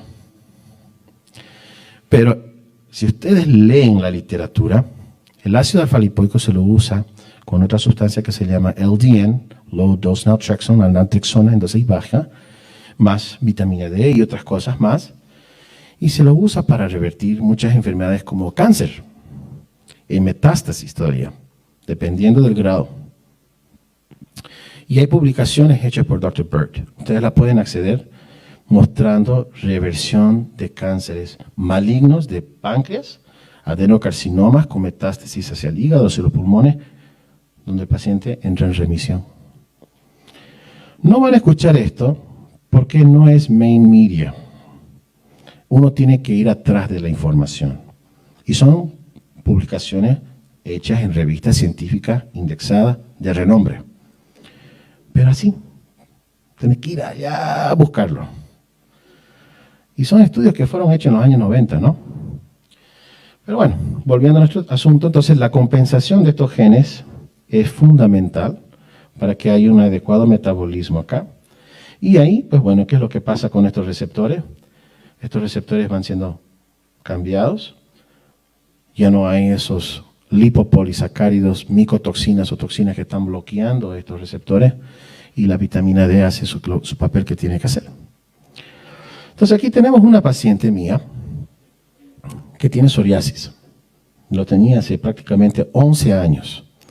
Había hecho todos los tratamientos habidos y por haber. No mejoraba su psoriasis. A veces mejoraba, le pasaban inmunosupresores, metotrexato, tuvo efectos secundarios al medicamento, corticoides, etcétera, etcétera, tópicamente. Y ella dice, ¿sabe qué? Voy a intentar lo que sea. Y de repente su hija entra en contacto conmigo porque yo tengo una cuenta de Instagram y dice, doctor Beltrán, mi madre tiene psoriasis, ya hizo de todo, ¿será que usted la puede atender? Claro que sí, marcamos la cita, hicimos una teleconsulta, vi todas sus lesiones y le dije, muy bien, necesitamos hacer análisis de laboratorio para saber cuál es la base inicial con qué estamos trabajando, y ella va a comenzar a tomar 100.000 unidades de vitamina D al día. 5 meses después, podemos ver que ya comenzamos a ver un mejoramiento de las lesiones de la axila, debajo de los senos, en la espalda. Ya comienza a haber una mejoría en cuanto al cuero cabelludo. Esto ya son fotos del mes de noviembre del 2019. Son 5 meses de tratamiento. Posteriormente llegamos el mes de diciembre 2021. La paciente entra en remisión. No tiene ninguna sola lesión en todo su cuerpo. Y ella está tomando 100.000 unidades internacionales de vitamina D3 asociados con otros cofactores. Entre ellos tenemos el magnesio, la vitamina K2, ácido alfa-lipoico, etcétera, etcétera, etcétera. ¿Y qué más? Una dieta restrictiva en gluten, lectinas, azúcares y leche. Entonces, nosotros literalmente somos lo que comemos, ¿no? Laboratorio. Aquí podemos ver su 25-hidroxivitamina D, creo que está en 140 y algo, ¿no? A ver. 147.5 y el calcitriol 89.1.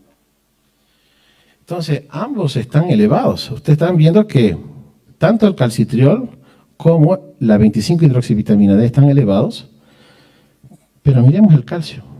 Normal. No hay toxicidad.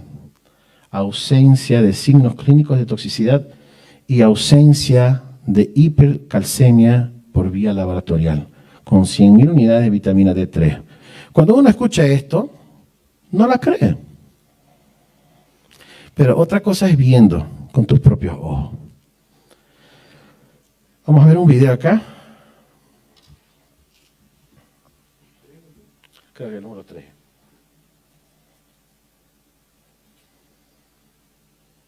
Esta es una paciente que tiene lupus y también alopecia areata. Hace uso de 50.000 unidades de vitamina D con una dieta antiinflamatoria. Es una paciente de Brasil. Y este es el nombre de mi protocolo, se llama Leaky Gut Center Protocol o protocolo del síndrome del intestino permeable, ¿no?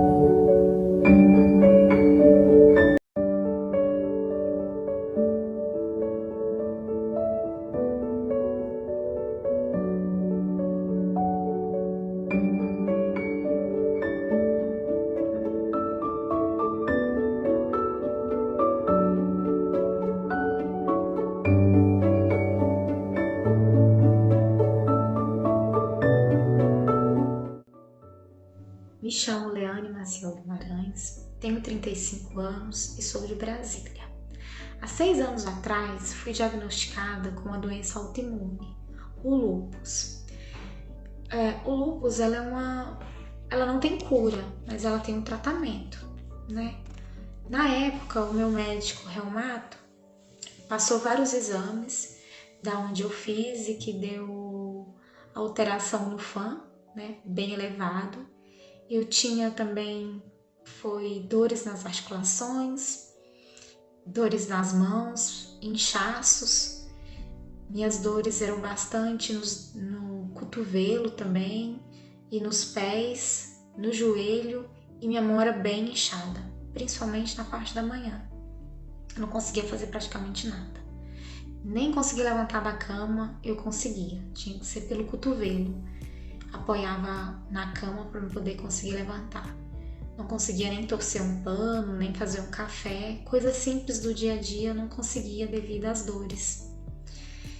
Então, o meu médico pegou e a gente começou o tratamento com medicamentos convencionais, né? Que foi a hidroxicloroquina, o metatexato, o prednisona, o ácido fólico e o cálcio. Durante uns 2 anos eu não tive dores, né? Eu consegui eliminar as minhas dores, mas eu fiquei muito inchada, porque tem um corticoide, né? E aí logo, depois desses 2 anos, eu quis engravidar, onde foi substituído o metatexato por azatioprina. Esperei o tempo adequado para poder engravidar. Engravidei, a minha gravidez foi super tranquila, não tive nenhum problema. Só que depois que meu filho tinha 1 ano e 3 meses, mais ou menos, as minhas dores voltaram. Com muitas dores mesmo, aonde eu relatei para o meu médico, fiz vários exames também para ver se tinha alterações, foi substituído a azatioprina pelo metatrexato novamente, só que o metatrexato, ele atingiu os meus rins, né? E ele tentou diminuir os medicamentos, mas eu continuava sentindo as dores nos meus rins. E aí foi aonde eu decidi, nesse período também, eu tive queda de cabelo, eu tive alopécia, né? Que é uma queda de cabelo que dá.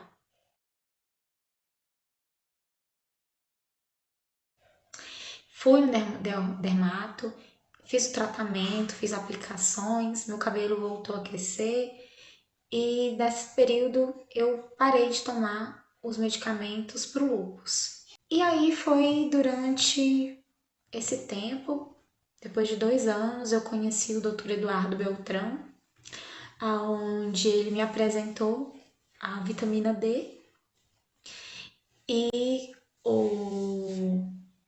além da vitamina D, eu faço a dieta, né, do glúten e das lactose. Então eu cortei e eu só tenho que agradecer. Eu senti uma melhora em menos de um mês. Em 3 semanas, as minhas dores e os meus inchaços nas mãos sumiram.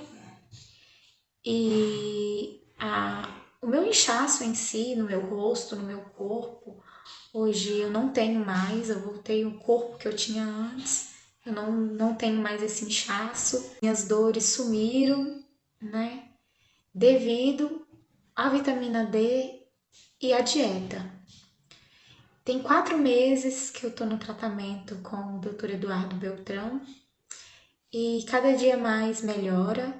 A alopécia, ela tinha voltado novamente a cair meu cabelo, muito, mas muito mesmo, que eu praticamente estava quase careca. E agora esse mês, né, eu consigo, acabou, não cai mais, e eu consigo ver meu cabelo crescer e tem várias falhas no meio da minha cabeça, de pontos, né, de alopécia e de qual não tá caindo mais. Então, a vitamina D tá fazendo esse bem, né, pra mim. Então, eu só tenho que agradecer ao Dr. Eduardo por ter conhecido a vitamina D e só recomendar para as pessoas.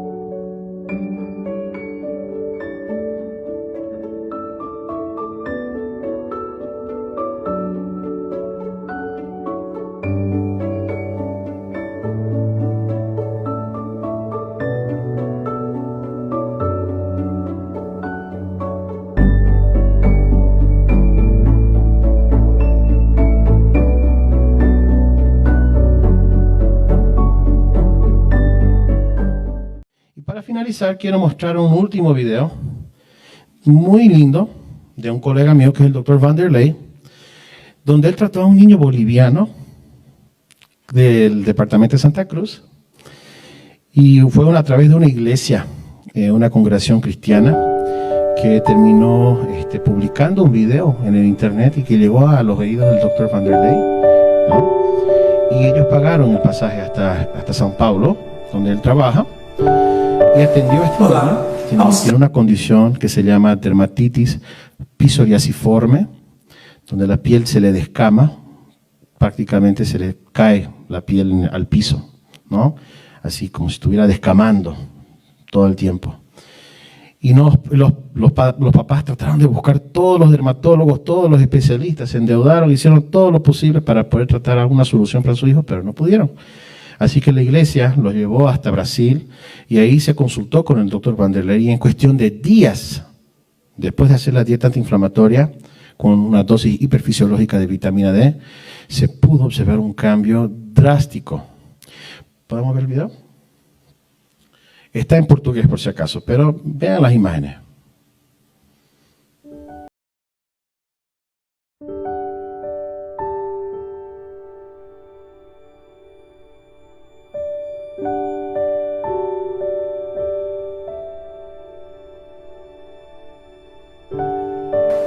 Vamos lá. Há uns 3 meses, os pais do Geraldo postaram lá na Bolívia um vídeo muito comovente que circulou aí pelo mundo e pela internet. E uma congregação cristã aqui de Campinas foi buscar o menino lá na Bolívia e trouxe até nós. Surpreendentemente, ele ficou bom em 5 dias. E foi melhorando cada vez mais. E hoje ele está recebendo alta. Preencheu o meu coração de alegria. Ele chegou aqui gritando, chorando e se despediu com um beijo espontâneo, que para mim foi a maior gratificação que eu poderia receber. Assista o vídeo.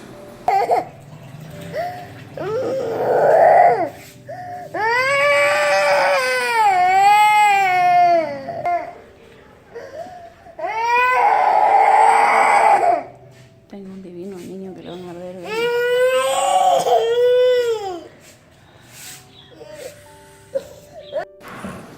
Ele fica arrancando pele, né?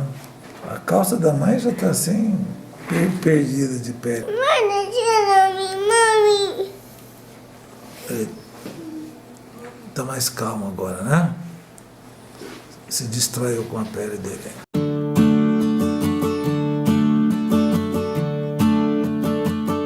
Como está seu coração? Está batendo direitinho? Ele está interessado. Tum-dum, tum-dum. É isso? Olha na câmera aqui, ó. Como é que está o coração? Ok, divertido. Olha lá. Está contente? Você quer ganhar o presentinho? Geraldo está isso mesmo, está contente. Olha aqui, ó. Consultório de médico, o presente é luva, cheia assim, não é isso? Está contente? Você vai voltar para a Bolívia agora. E a pele está sedosa. Dorme a noite toda? Sí, está bien ya, gracias a Dios.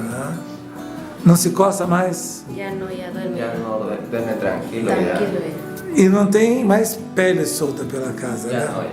no descama. Não descama mais, não é isso? Já não se coça mais. Sí. Paró el sufrimiento. Parou o sofrimento da família toda, né? Porque Sí, a família não... completa. Então tá aqui, ó, mais um caso de bem-sucedido, uma dermatite psoriasiforme, não é uma dermatite atópica. E a resposta foi excelente, né? Sí, excelente. Fue muy E agora vocês estão recebendo alta. muy agradecido, ¿no? Quanto tempo de tratamento? Faltan casi 10 días para cumplir 2 meses. Então tá bom, tá espetacular. Eu estou muito contente. Posso publicar isso aí, né? Sí.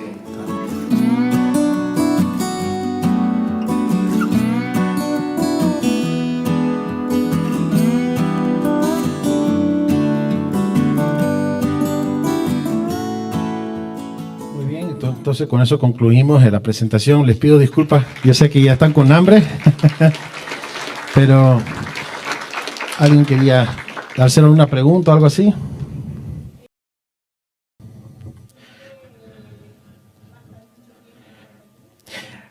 Yo me estoy yendo, infelizmente, muy en breve, nuevamente a Estados Unidos. No voy a estar por mucho tiempo acá, apenas vine por motivos familiares, ¿no? Aprovechando el viaje, me invitaron a esta linda universidad para poder dar esta charla. Creo que ha sido muy fructífera, ¿no? Quizás ha abierto un poquito la mente de ustedes, ¿no? Y han visto algo muy diferente. Y esa era la intención, mostrarles algo que yo vi en el año 2016, cuando comencé a usar el protocolo, y que cambió mi vida como médico, ¿no? Me hizo, ya son 17 años que soy médico, ¿no? Me hizo ver la medicina por otra óptica y pude influenciar la vida de muchos pacientes, y eso es lo que le da ganas a todo médico querer continuar haciendo la medicina, ¿no?